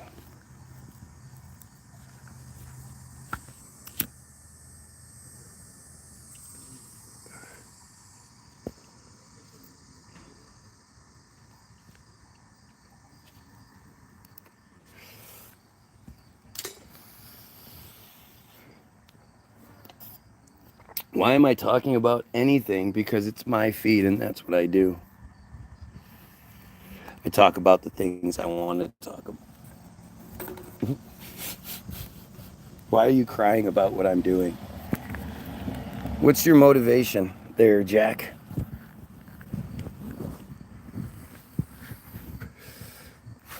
And see, again, it's this crybaby thing of constantly trying to bring it back to submarines.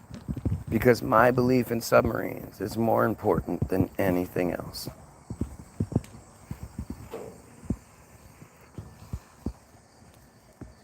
Guys, you're not going to get the concrete evidence that, like, I guess you require. You know, Donald Trump comes out and says that the Israeli government has confirmed that they are using their bot profile that's well documented, their bot system, to attack people like Guy Williams.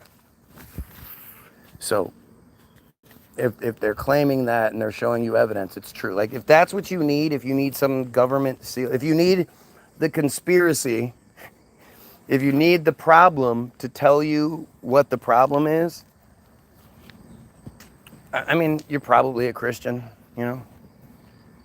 You're probably religious in some way. They're never going to come out and acknowledge that I'm right. You have to read between the lines. You have to see someone so desperate for my attention that they beg for it for forever. They finally get it, and they don't take advantage of it. Who is going to be behind that profile, you guys? Am I pro or anti-Trump? Well, I'm anti-pedophile, so I'm anti-Trump. If you're a Trump supporter, you're probably a pedophile. If you're a Trump supporter, you probably, like, you'll say you're not a pedophile because you don't actively pursue actual children.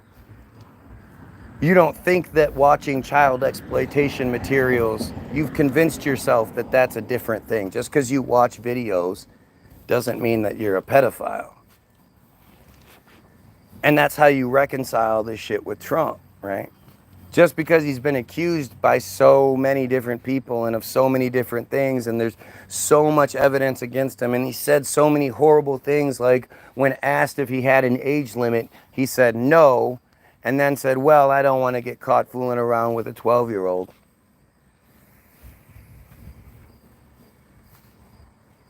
Right? Like, that's... If you need somebody to tell you that the guy that keeps pretending like he doesn't understand Epstein, are we still talking about Jeffrey Epstein? The guy that spent 10 million taxpayer dollars to go open up a golf course, a private golf course in Scotland. If you need that guy to tell you that guy's a bad guy, you know, Ghislaine Maxwell just getting moved to a resort prison. She had supposedly been in a real prison for a long time. I don't think she was, but now she's been moved to one of those resort prisons.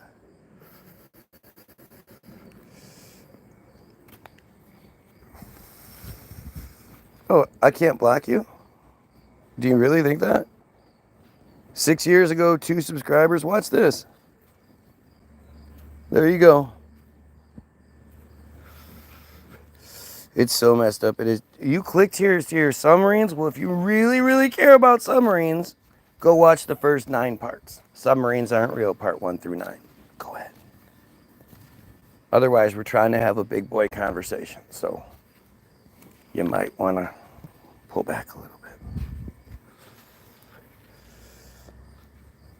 Fascism came so fast. How do you mean? Nothing came fast. This has all been a slow build. It's been piece after piece. You know, it starts with Hollywoodism.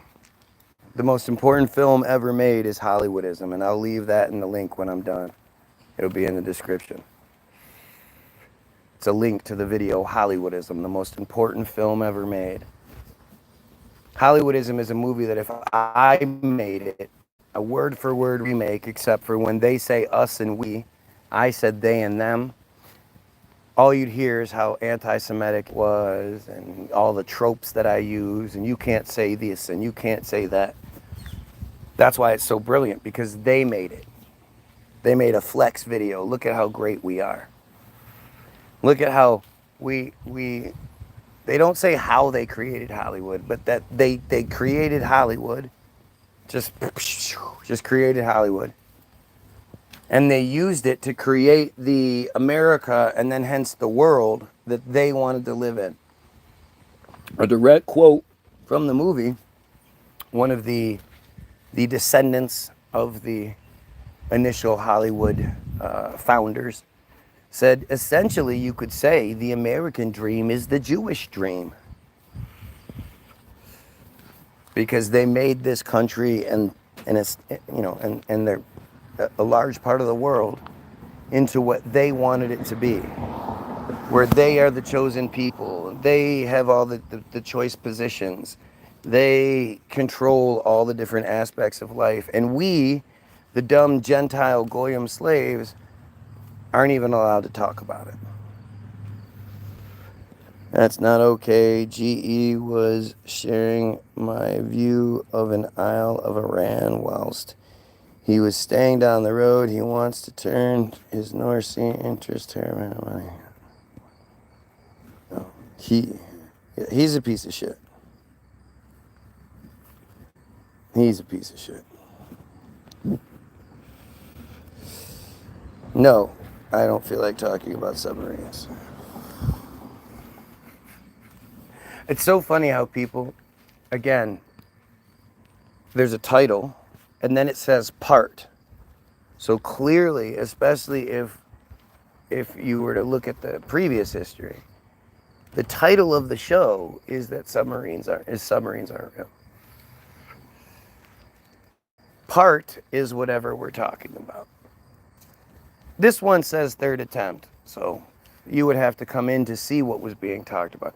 But once you saw what was being talked about and the importance of what we're talking about, to then be like, hey, why don't we talk about something a lot less important, like your beliefs on submarines, it is insanely suspect and arrogant. And the reality is, like, that's the key, is somehow they've tricked the slaves into being these arrogant, you know, ignorant, insecure, arrogant slaves. It's so weird to experience it. You know, to actually have shed that arrogance and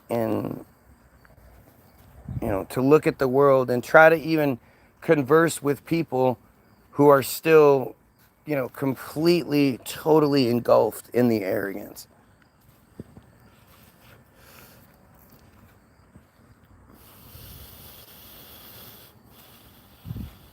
It's just so silly, man. It's so silly. Even the submarine argument. You arrogantly act like you know more about submarines than I do. You act like, especially if this is your first time here, that you happen to be this guy who just the other day did a report on submarines. So you could engage in the conversation. If I started bringing things up, like, you would be able to debunk what I'm saying because you're an expert on the topic. It's arrogance. You believe it because you were told to, you've accepted it, you've seen it in TV shows and in movies and shit like that. So you just sort of believe what you're shown, just like you do with damn near everything else. I mean, look, if you are a Christian, which the majority of you are, or a Muslim, whatever, but if you're a Christian, you've been trained since birth to accept absolute nonsense because an intangible authority says so.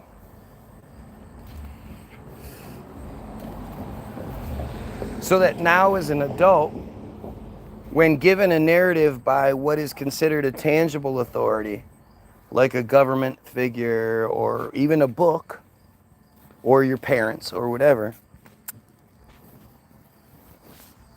you just accept it. You just buy into it, like, because that's what you're supposed to do. You've already trained yourself to accept the idea that there's that you are second class in your own belief structure. Your arrogance because again, it comes down to arrogance. Your arrogance has you being a Christian. Your insecure, ignorant arrogance. It's such a weird combination. But it has you as a Christian. And you believe that that the bad guys in your Bible, the people who killed your Jesus, your superhero, your Christian God's only son, also happen to be your Christian God's favorite chosen people. Not you. Not the good Christian, the good God-fearing, God-worshiping Christian. You're not the best. This completely different religion, who hates you, that is your Christian God's chosen people. And I always ask you, if you're not chosen, then what are you? If you're not one of the chosen, doesn't that make you a slave? Pretty simple, at least from the biblical perspective. And that, the Bible is literally Jewish fairy tales. All of the characters are Jewish. All of the stories are Jewish. They literally talk about Gentiles as a separate group. Those Gentiles over there, not us Gentiles, those Gentiles.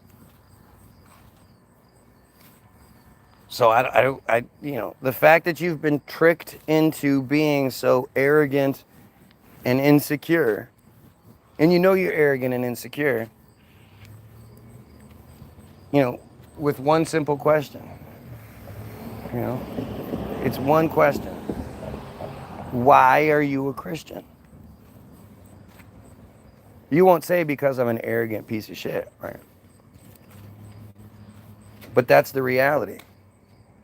You're a Christian because you arrogantly believe that the many billion more Muslims that exist on this planet than there are Christians, they're all wrong. All the Buddhists, all the Hindus, all of the Mormons, all the Scientologists, all the Jehovah's Witnesses, And even though you're all really, all of you, not Muslims, but all the other ones, basically not Muslims, not Scientologists, but Mormons, Lutherans, you're all basically Catholics who don't like the idea of being Catholic, so you come up with a slight variation. But all of those other groups, you've decided they're all wrong. They're all crazy.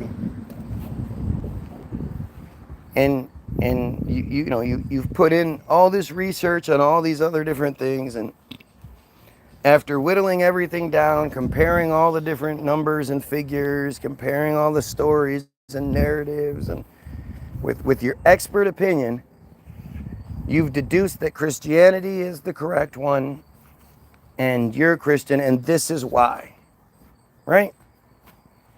And then you can give a good reason as to why, right? The funny thing is, not a goddamn single motherfucking Christian ever has been able to say that. None of you, not one that I've experienced has said anything even close to, I've debunked this one and that one and this one and that one. And I just found that Christianity makes all the sense. None of you. As a matter of fact, the vast majority of you Christians don't even know your own Bible. You don't know what the fuck you're talking about.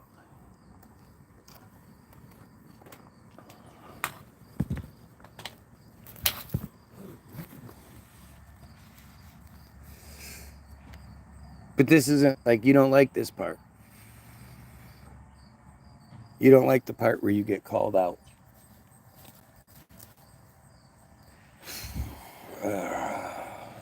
Yeah, we've got lots of them.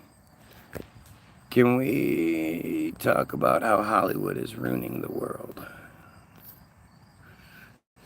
I mean, Hollywood isn't a thing. Hollywood is just a place. It's the name of some land that people live on. Just like Israel, same thing. It's not Hollywood, That's the issue. It's not Hollywood that's controlling anything. It's not Hollywood that used to be racist. Used to be a lot more racist, I should say. It's the cancerous cult that controls Hollywood. It's the cancerous cult that is, you know, that inhabits Israel, that is committing the genocide. That's the problem. And the thing is, because they control our perspective, they control our perception of things, we all know that we're not allowed to say that. We could sit here and talk bad about Muslims all day, Christians all day, Jehovah's Witnesses, any of it. I could talk about whether the earth is round or flat. I could talk about just about any. Vaccines doesn't seem to be one that's allowed to be talked about. But vaccines always leads back to them anyway. But there's one group that we all know, if we make a video talking bad about them openly and honestly, then we get in trouble for it. It's the one group who depending on how somebody chooses to take the label, like it's either they're Jews, that's what they call themselves, or they could say, oh, you said that, now it's wrong, how dare you say that? Like, it's just the identity. And it's a choice, it's not a race. You can't convert to a new race. You're born who you are in that regard.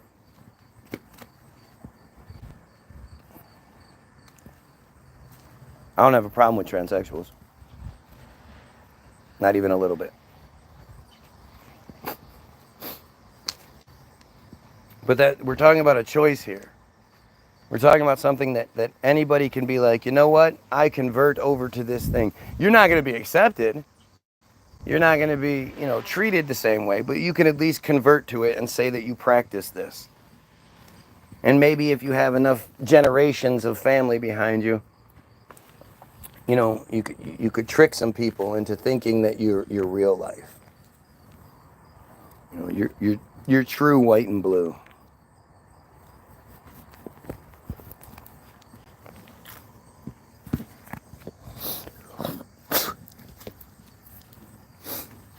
And if you're way more distracted, if you're even slightly distracted by transsexuals and all that shit, trans rights and blah, blah, blah. Trans rights are human rights. And if you're distracted by trans, you're just a bigot, and you're just disguising your bigotry as something else. But you go ahead and tell me about all those stories of the trans people committing genocide, of the trans people raping children. Because I can give you lots of stories about church people raping children. I can give you lots of stories about, religious people being mass murderers and all that shit, rapists but the bad guy trans people, I'm sure there are a couple of stories out there. But comparatively, there's no threat. Yeah. The transsexuals don't. Okay, whatever. Whatever you want to say. You do know there are hermaphrodites, right? There are people born with both. But to sit here and pretend like, again, what's far more disturbing to me is people who fuck feet. And yet, the fucking feet thing is everywhere in porn. It's so disturbing when you're watching a video and suddenly the feet come into it. I'm much more likely to think you're a weirdo if you want to fuck somebody's feet than if you want to live your life in a different way. If you feel compelled to live your life as a man or a woman, despite whatever,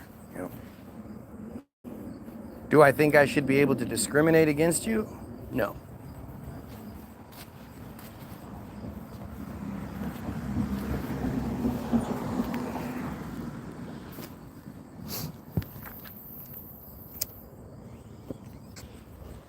And to invalidate someone's existence because it doesn't exist in humanity, of course it does. Of course it does. The one thing you have to take into consideration is generally the people that end up being trans, these weren't like the jocks, the super popular kid who just thought, you know what, I'm gonna just do this for the fuck of doing it. No. These are people who were probably getting beat up, who were probably, having a rough go at things. And despite that, knowing that it's gonna make it worse, they were still compelled to be who they are and bring on more criticism and more discrimination. That's not something that's a choice. Nobody's like thinking, I'm already getting beat up and shit. Why don't I make my life easier by sucking dicks? That's not how it works.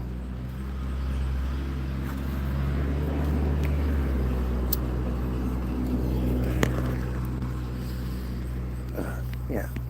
XY chromosomes and all this other, who gives a fuck? What, like, to me, if you care about how somebody else chooses to live their life, as long as they're not hurting somebody against their will and they're not fucking with children, what business is it of yours? Who gives a fuck?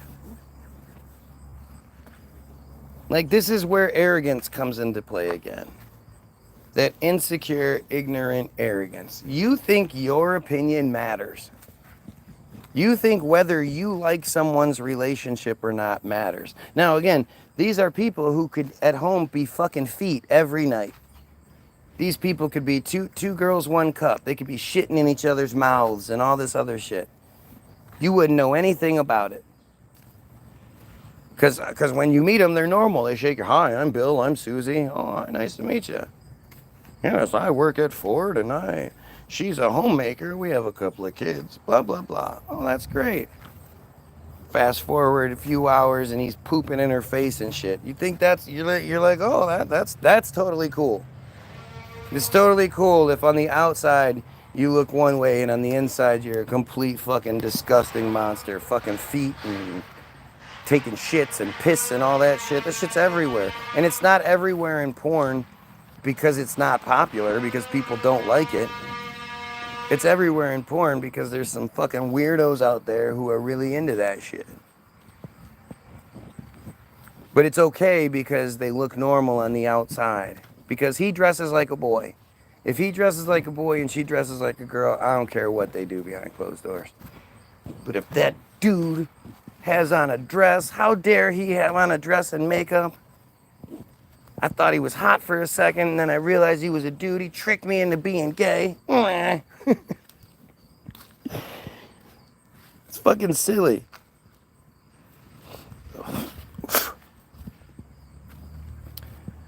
Yeah, whatever. So stupid. It's funny, when you know somebody can't make any arguments, they just start repeating the same stupid shit. This is a white dude. Like, no doubt, this is a white guy, a Christian, It's a white guy, a Christian. He's, between 20 and 40. He's, just a douchebag. He's one of those guys that so, I'm all for women's rights. Pretends like he likes fucking women's basketball and shit just to. But this is just an average dude who thinks like what he should approve of what other people do with their lives.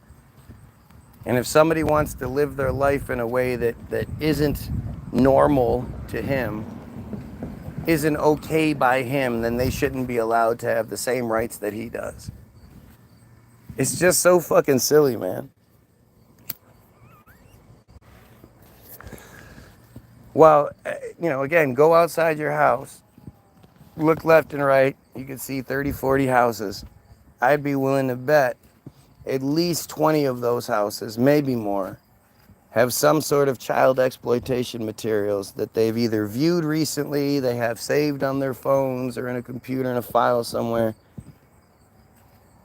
The exploitation of children is especially online is huge business. Is one of the biggest businesses in the world. The trading and selling of child exploitation materials, which means the production of those is off the charts.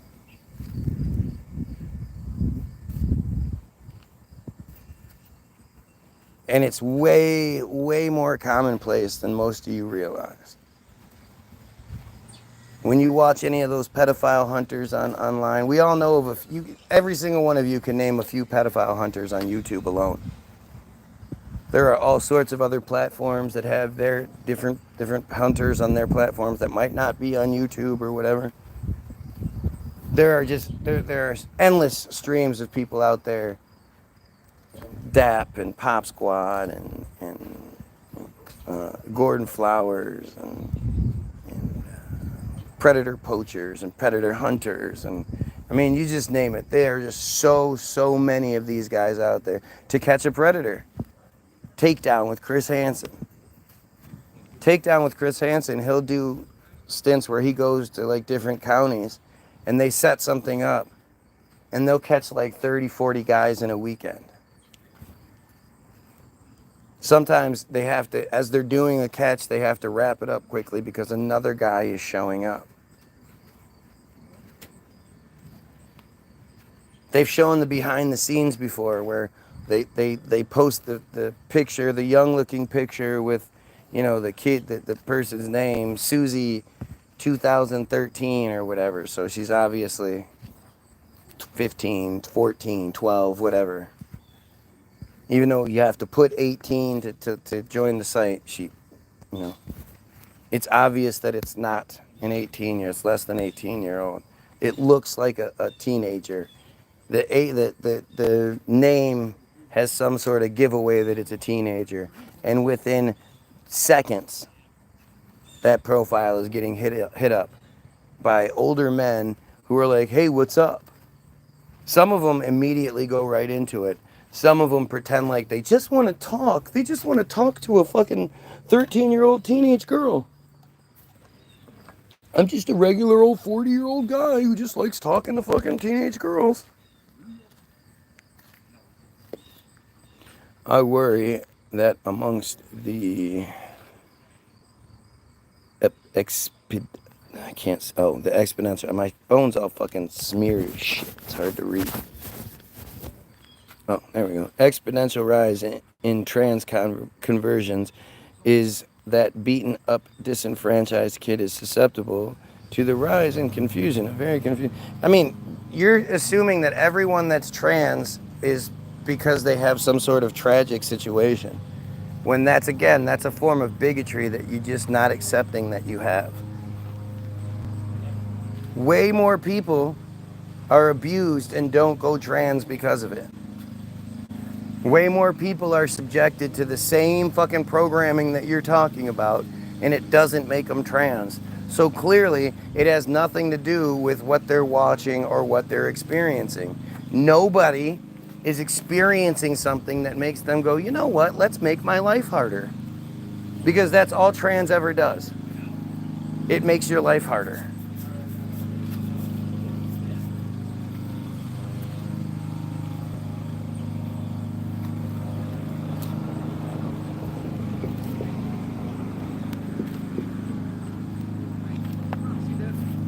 You look like L.A. Knight.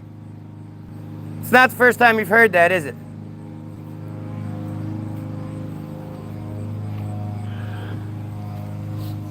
You just want to be right. No, you know what? I argue things to be wrong.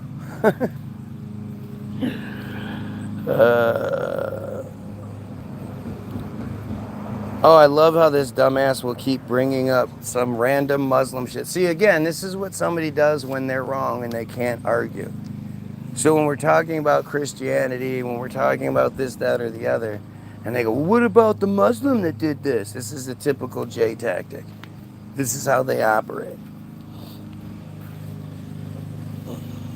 Like I give a fuck about Islam. Plenty of people grow up in normal conditions, still try and become trans. There's hormonal issues. You're so stupid. There's nothing wrong with the person. They're just different. That's all it is. It's so arrogant to think that it's something nefarious, it's something bad. It's just different. There are billions of us, and there have been billions of us. There are going to be variations that are just different. There's literally nothing wrong with it. The only thing that's negative about it is that it becomes such an easy distraction.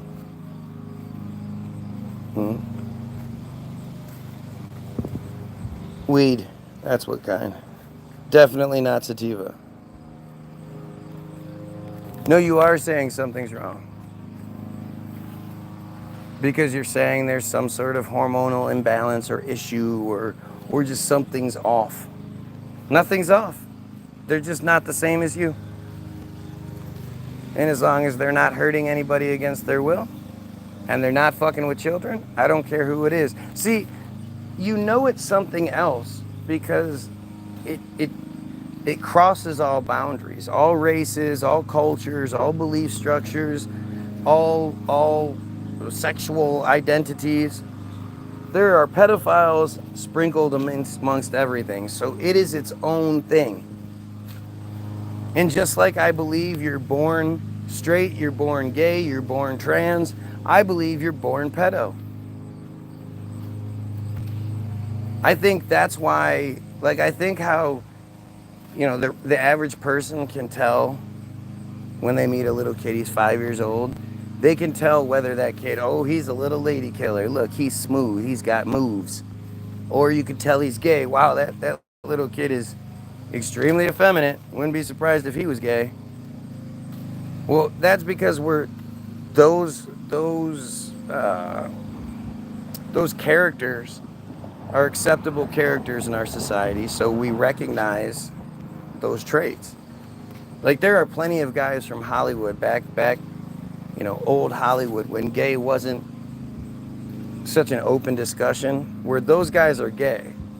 And looking back on it now, it's obvious those guys are gay, but back then they weren't considered gay. Henry Winkler, a great example.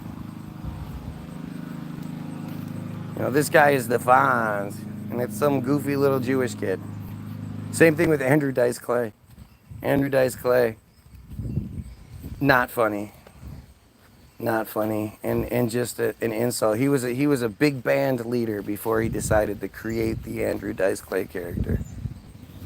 And Joey Buttafuoco pants. Such a terrible stereotype.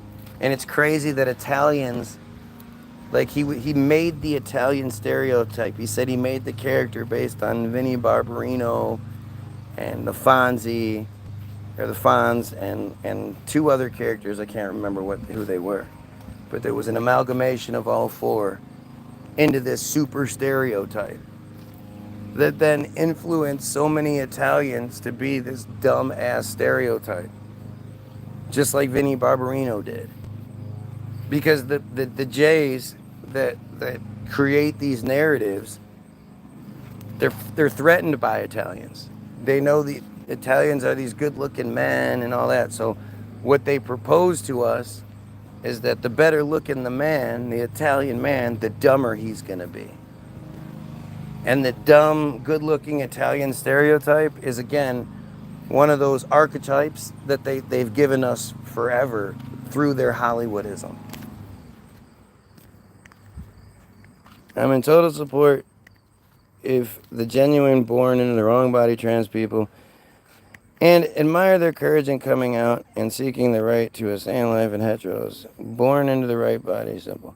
I mean, again, for you to discriminate against anybody for anything, other than you're hurting someone against their will, because there are people that like to be hurt, or fucking with children, other than that, it doesn't matter. You can do whatever the fuck you want. I hope you embrace who you are fully so that you don't become one of those psychos who's been bottling shit up for such a long time that once it finally comes out, you do something crazy. You know, it's such a weird thing how, because I grew up in the 90s and 80s and shit, and gay was just sort of becoming well known and talked about.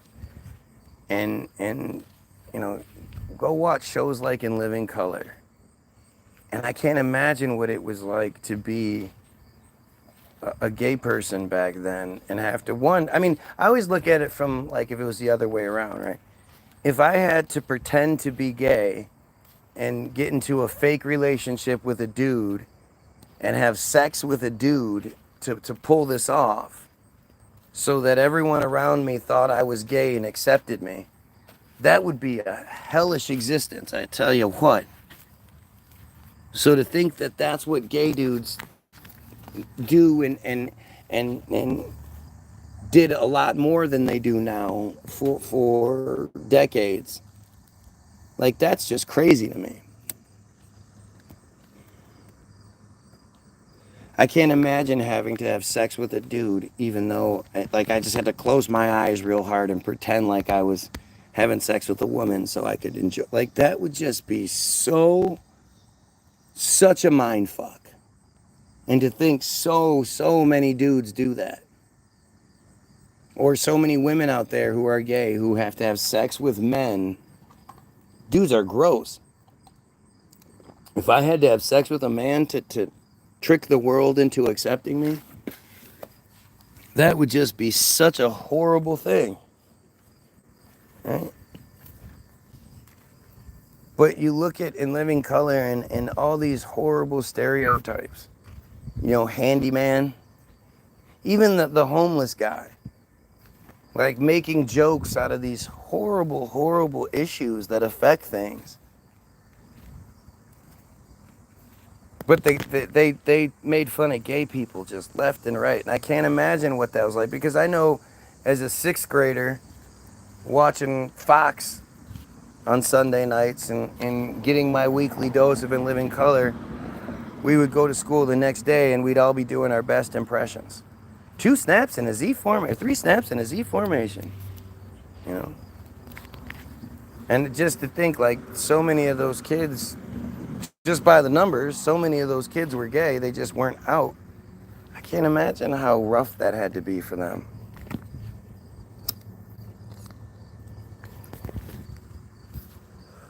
I feel bad.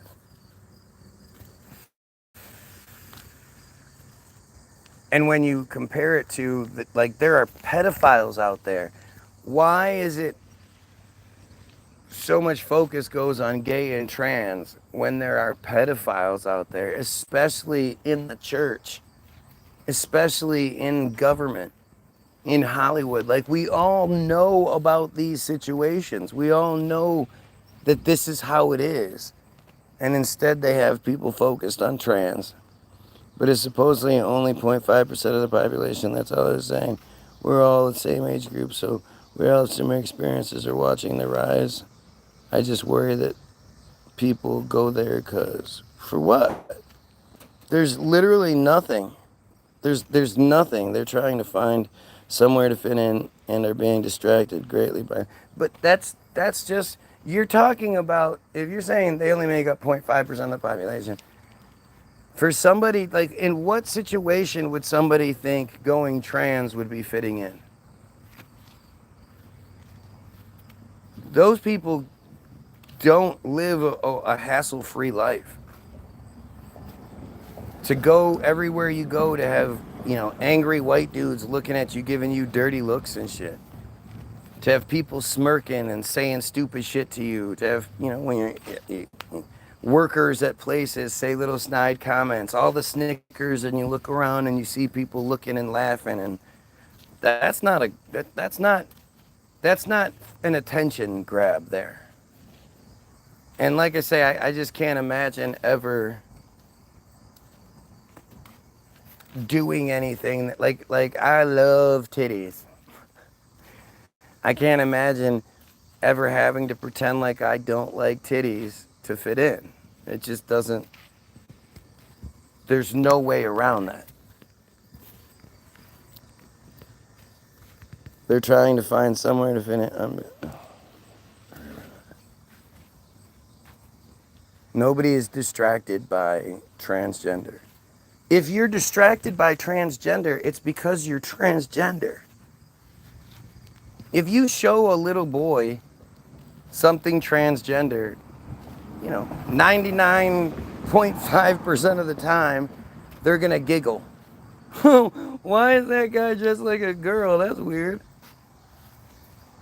That 0.5% of the time, your kid goes, that's interesting. What's that all about? It's because it resonates with them.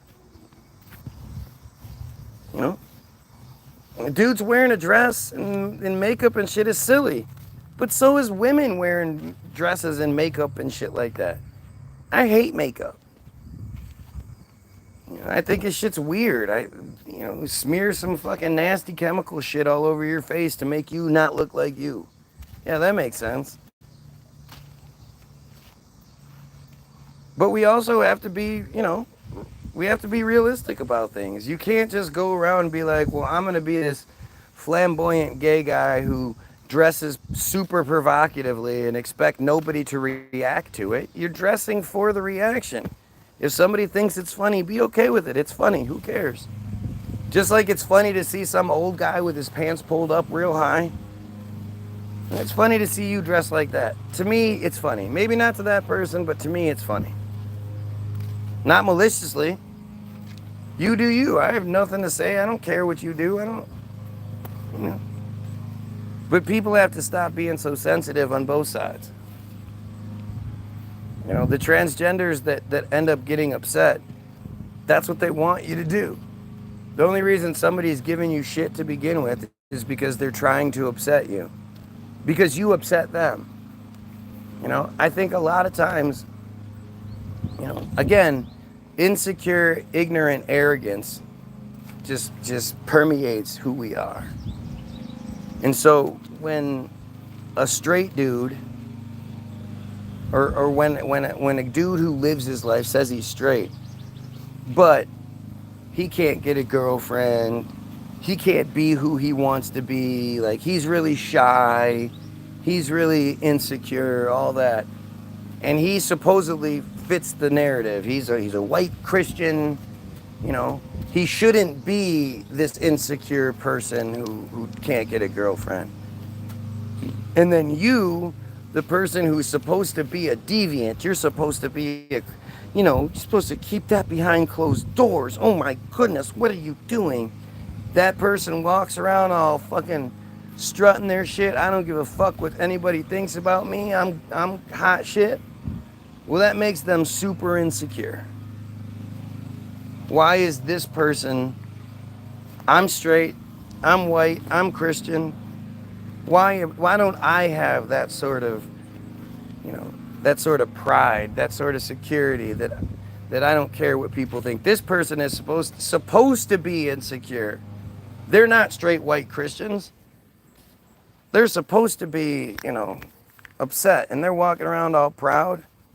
I think that makes up a large portion of it. And then I think there's the other side that, anybody who thinks gay is a choice, who thinks trans is a choice, I'm sorry, you got some shit going on in your own head that you're not dealing with or experiencing or whatever. And you think it's a choice. To me, there's absolutely no choice. I think dicks are gross. I think me being gay is gross. I want nothing to do with it. Just like how gay guys think vagina is gross, I think dicks are gross. I think you can enjoy all the dicks you can. Go right ahead. I don't care. But for me to do it is gross. And I think, that's okay. That's how people should think, and, however it works for you. But there's no choice there. I think if you put a dick in your mouth, it's because you like dicks in your mouth. You're not like, I wonder what this tastes like. You're like, here, you know, you taste this and tell me what it tastes like. Like, so I think there's a lot of people out there who say things like, oh, it's a choice, because they're not acting on those same feelings inside of them. They wish they could put on the dress. They want to put on a dress. They put on a dress behind closed doors when nobody can see them and the door's locked. You know, they're pegging themselves at nighttime when they're jerking off. Whatever.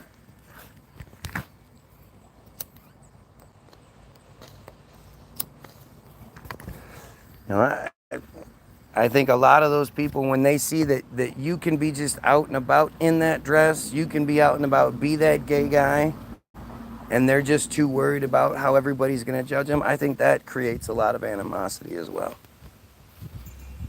Otherwise, I can't see why, like, a dude in a dress is any sort of threat to you or a bother to you, or, you know, who gives a fuck? Well, I don't want to see them making out and shit in public. Yeah, do you want to see straight people making out in public? You see a dude and a chick making out, and you sit there and stare at them. Oh, wow, that's really cool. Look at that. That's beautiful. Okay, yeah, move your hand, buddy. Okay. Oh, yeah, that's great. You like straight people? You like watching straight people?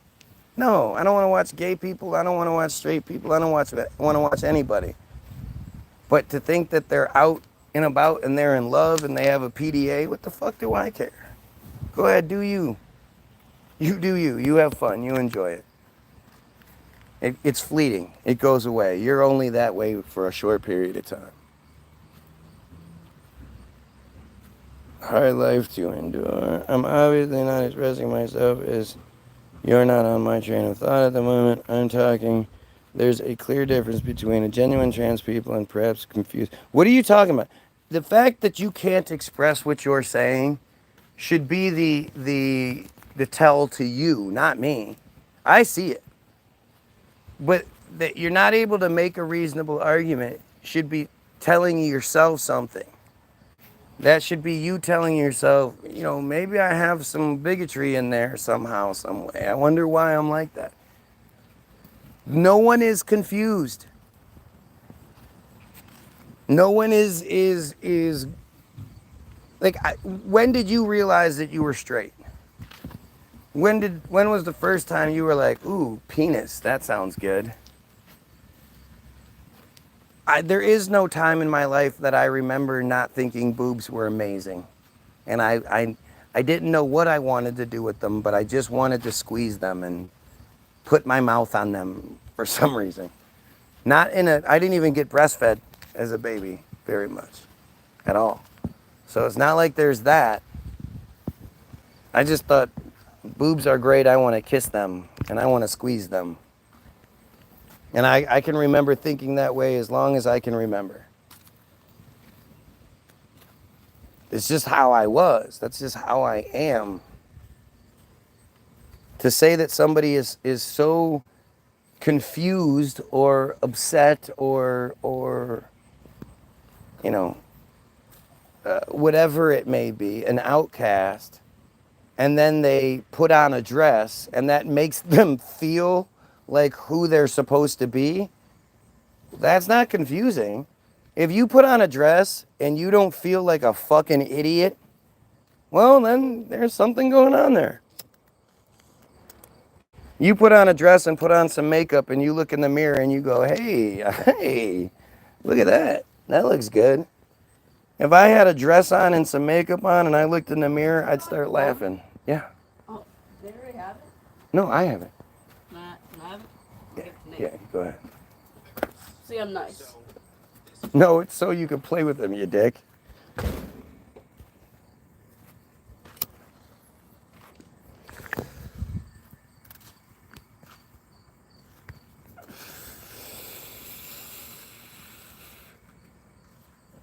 Turn yourself in because you're guilty. Yeah, that's what it is. Well, trans is just a choice for now. Like, you're just going to keep repeating dumb shit because you can't make any real arguments. I get you. I get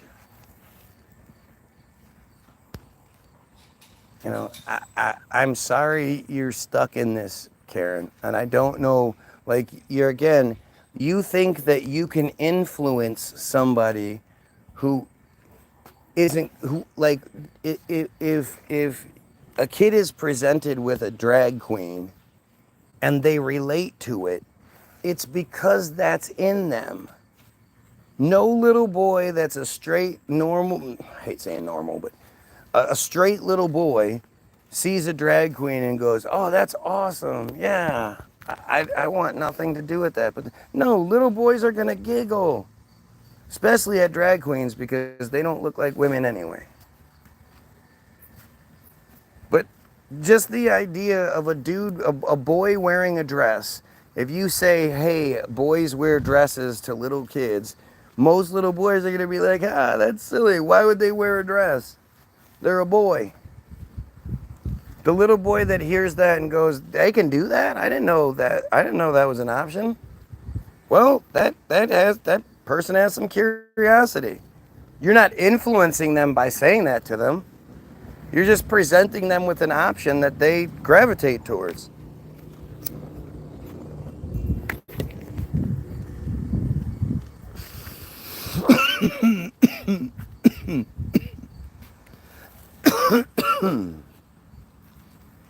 I wore a dress for a comedy. Yeah. Okay. Did you feel right? Were you like, holy shit, this is what I'm supposed to be doing? I feel like me, finally. I feel comfortable like this. If you did, then okay, cool. You got something going on there. If you just thought it was hilarious and you were like, I can't wait to get this shit off. I know one day in 7th grade, it was come to school dressed as your parents for their job. That's what we were supposed to do. And my dad didn't have a job. So I thought it'd be funny to go to school as my mom. And I uncomfortably put on a bunch of shit. My mom thought it was funny, of course. Put on makeup and all that shit. And I went to school like that. And I felt so fucking uncomfortable. And after, I think, the second hour in school, I went to the bathroom and washed all the makeup off and like took off what I could take off. And then I had just a miserable day for the rest of the day because it was just so uncomfortable and weird. And the joke didn't hit like I thought it was going to. I mean, this was, again, in Living Color days. So I thought, I can pull this off. Not realizing it's a lot different to do a 5-minute skit compared to a 8-hour day at school. It was a rough day. It was a rough day. I've no malice got anyone in either of those groups, nothing but love. I didn't say a boy sees a drag queen, wants to be trans. I was talking about perhaps overwhelmed, sexually confused teens. I don't know what you're talking about. I don't know what overwhelmed and sexually confused means. And you keep repeating that. And it shouldn't bother you that I'm asking you this question. You're making a claim and I'm asking you to elaborate on it. But I don't know what sexually confused means. I don't know who is sexually confused. If you think maybe you might like dudes, well then you're probably bisexual or maybe gay. It's not a confusion. It's just a part of the narrative. You just haven't gotten there. And because we live in a society that's so rigid, you haven't been able to explore those options before. But nobody is confused when it comes to dicks. You either like dicks or you don't. Dicks are gross. Vaginas are gross. You either like them or you don't. There's no way around it. It's never like, oh, you know what? Maybe I'll test this out. There's no confusion there. Nobody is like tricked into being a different sexual identity. And then one day they wake up and go, holy shit, I've been living my life as a woman and I don't even like it. could be led to think was perhaps on the agenda. How? How? Do you think there's any way you could have ever been tricked into thinking maybe you should live your life as a man? You're like a tiny little broad. Would you ever, I'm going to cut my hair short and start putting makeup on my face so it looks like a mustache and wear a suit? No. The only way you can be led down the path of gay is if you would have went down that path anyway. I mean, I just don't get what you're saying. Nobody that's straight, nobody that thinks dicks are gross is gonna, like you could strap me to a chair and hold my eyelids open and make me watch gay porn for 8 hours, 10 hours, 20 hours in a row, whatever. I'm not gonna be like, you know what, I think boobs are gross. Let me try some cock now. That's never gonna happen. That's just not in me. If it's in you, and that's okay. Well, what would it matter? Kids start exploring their sexuality at a very young age, but it's not like adults always sort of misconstrue it as our perception of sexuality. When you say, gay to little boys, they don't, especially little boys, what's gay? You say, well, that's when boys like boys. Most, a large portion of the boys are going to go, oh, well, then I'm gay. I don't like girls. They're stupid. And you got to be like, oh, well, wait, not like that. I mean, when boys like mommies and daddies like boys. And most of the time, the little boy's going to go, ew. Right? And if they don't, if they go, ooh, they can do that, well, then they probably got some stuff going on. But most of the time, when they think about what mommies and daddies do, if you've done a good job, of course, if your kids know like what sex is, well, that's on you. You're a bad parent. But even the concept of sex, like as an adult who's had sex and had it for years, you just can't quite remember what it's like to not quite know what sex is. Like, especially as a boy, to be like, the vagina is this scary Rubik's Cube that all the comics say is this, it's really hard to, all these little dick selfish, probably gay comics. The whole idea that women are hard to please. Women aren't hard to please. You're easy to please. It's like, you guys have a bunch of different buttons. And as long as you just pay attention to what the noises the woman's making, she's going to tell you exactly what she likes. You're easy to please. I do not subscribe to this notion that women are these impossible Rubik's Cubes and shit. No.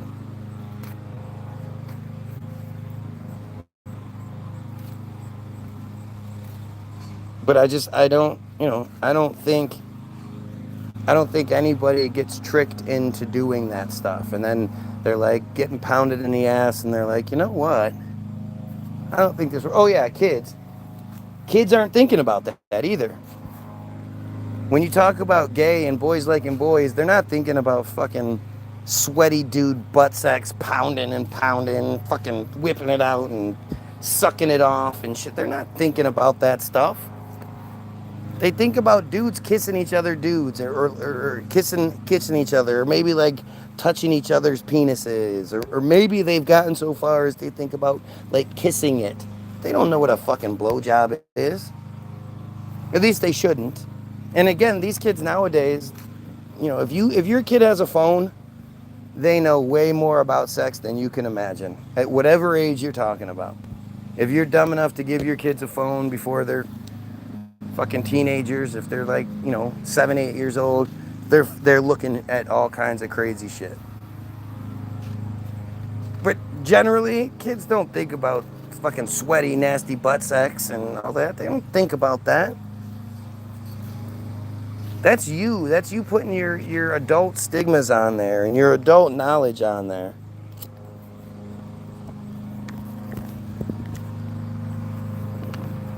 When they talk about gay in schools, they don't talk about it like, okay, so now, Francois bends over Butch and he gently inserts his penis and they loops it up real good with some good KY, and then he reaches around and strokes him off. They don't talk about that. They talk about the fact that there are people out there who are attracted to the same sex. And that's okay. There's nothing wrong with you being like that. And that's about the extent of it. Yet you have all these people out there thinking it's crazy. Or losing their shit when the same picture of the drag queen reading a book to kids makes the rounds somewhere around June, just after Passover, so everybody's completely distracted. But that same picture goes around and everybody acts like it's the first time. Oh, this drag queen was reading a book to kids. What do you think's gonna happen? You think if a drag queen reads a book to kids, they're gonna become drag queens? I think we should start a program, Doctors Read Books. And we have doctors go into schools and read books to kids, because if they go in there with like their doctor coat on and their scrubs and their stethoscope hanging from their neck, and they read the book, well, then kids are going to see that and be like, I'm a doctor now. I'm going to be a doctor. Good thing you didn't show me a dude dressed like a chick, because I would have been like, fuck it, I'm going to be a dude dressed like a chick now. All that ever does is teach tolerance. It's combating all the bigotry that exists and the distraction that gay and trans is. So when little kids realize, oh, this is just a normal person, they just look different. Okay, that's cool. Then they don't grow up with such weird ass feelings. No, my worry is to explore homosexuality is non-surgical. Go ahead, not my place to say. Consenting adults are to their own kid. Keeping this to you, that's me. What are you talking about? I don't even know what you're talking about with that. That drag queen comment is from one of the first conversations we had when we first met years ago. It's the same argument. I have yet to have someone prove me wrong. And seriously, if anybody can show me these doctors that everybody thinks are out performing performance sex surgeries on kids, I'd love to see one. Just show me one doctor out there. Show me 5. If that was actually happening, it would be such a huge story. And obviously, you shouldn't, like as a little kid, do anything drastic to your body like that, for sure. But it's also hard to say. Like at 12, 13 years old, I knew all I wanted to do was snack on some titties. I don't see how that could have changed. I knew, well before that titties were amazing. That's just what so to think that something could have swayed me to the opposite, I don't know. And I feel bad for people like that. But I think, how do you tell some kid that's like, no, 6 years old, says I'm in the wrong body, I don't like this, I feel uncomfortable this way. And just as they grow up, as they keep growing, 7 years old, 8 years old, 9 years old, 10 years old, 11 years old, 12 years old, they're still saying, I hate this body, I hate this body, I hate this body. Do you think that at some point they're going to start getting hair and shit and be like, oh, well, now I like it? No. But I also don't think that any sort of drastic surgery stuff should be done to anybody. I think there's limits. We should definitely have limits. Is there a limit to cosmetic surgery? I mean, it's a whole different thing. It's a really like in-depth conversation, and it's something that we need to have more of, not, just make rash decisions. But as your president, I promise we will get to the bottom of this.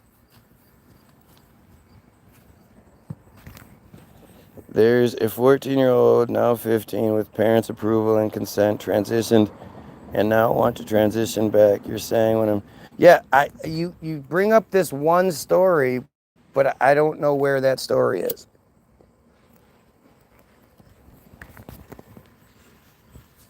You know, there's always going to be anomalies. If there is this one story, then it wouldn't be like it's the only example of this happening. Like the only surgery that happened to happen this way. And now that one person wants to go back. Like that just seemed manufactured to me. If there's one story of failure, there are hundreds, thousands of success. But people make mistakes. And as time progresses, those kinds of surgeries and that kind of shit is going to be easier. Reversing it and all that. The more open we are to it, the more money goes into it, the more progress gets made, and the safer it all becomes. I'm thankful I got hit as a child. That's disgusting, man. I got spanked constantly with a wooden spoon, nonetheless. And I was never any better for it. I never got a spanking and was sitting there in my room crying, going, yeah, I really deserve that. I'm so glad she violently struck me a bunch of times with a weapon. That this person I love more than anything, who's twice my size, I'm so glad that happened. No, every time you got spanked, you thought, I hate those people. I hate them. I hate her. I hate him. I'm never going to hit my kids. And then as you get older, you get tricked into thinking, you should hit your kids. You shouldn't talk to your children. You should hit them until they get to an age where they're too big to be hit. Then you should start trying to talk to them. Not talking to them and having dialogue and all that with them as young as possible. No. Hit them. Just like they can't understand who they might be at a young age, what they might like. They don't understand reason. You got to hit them. You got to teach them to do something that doesn't exist in any form in our society. Nobody is allowed to disagree with you and then hit you. Nobody is allowed to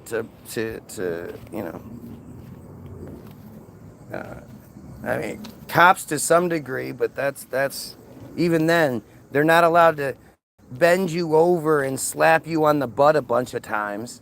No, you go to jail. Hopefully they don't beat your ass when they're arresting you. But the punishment isn't a bunch of whacks on the butt. And considering how sexual that is, the whole doggy style, slap the butt, she calls you daddy, that kind of shit. Where the fuck do you think all that crazy chosen shit came from? That's some nasty shit. No woman should be calling her man daddy in the bedroom.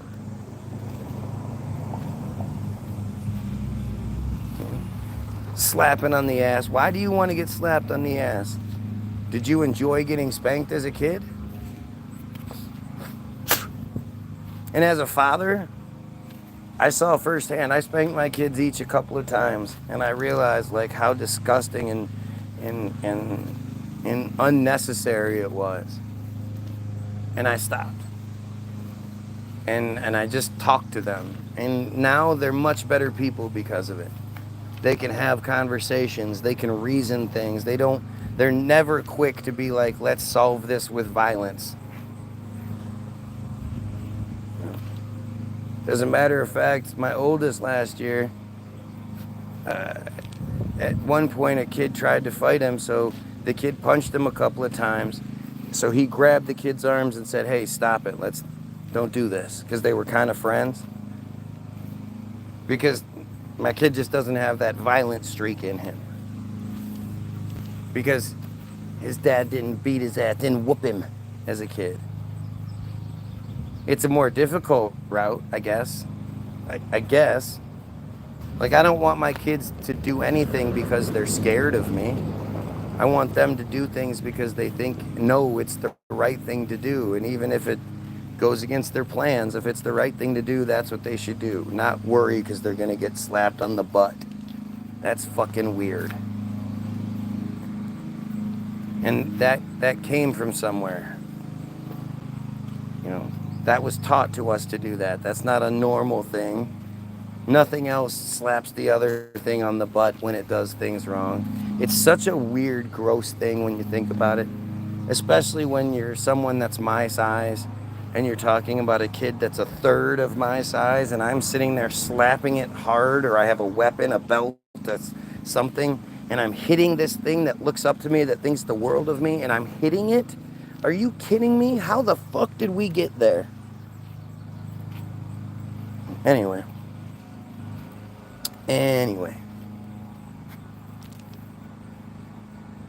The description will have the link to the music, www.the-bilderberg-group.com.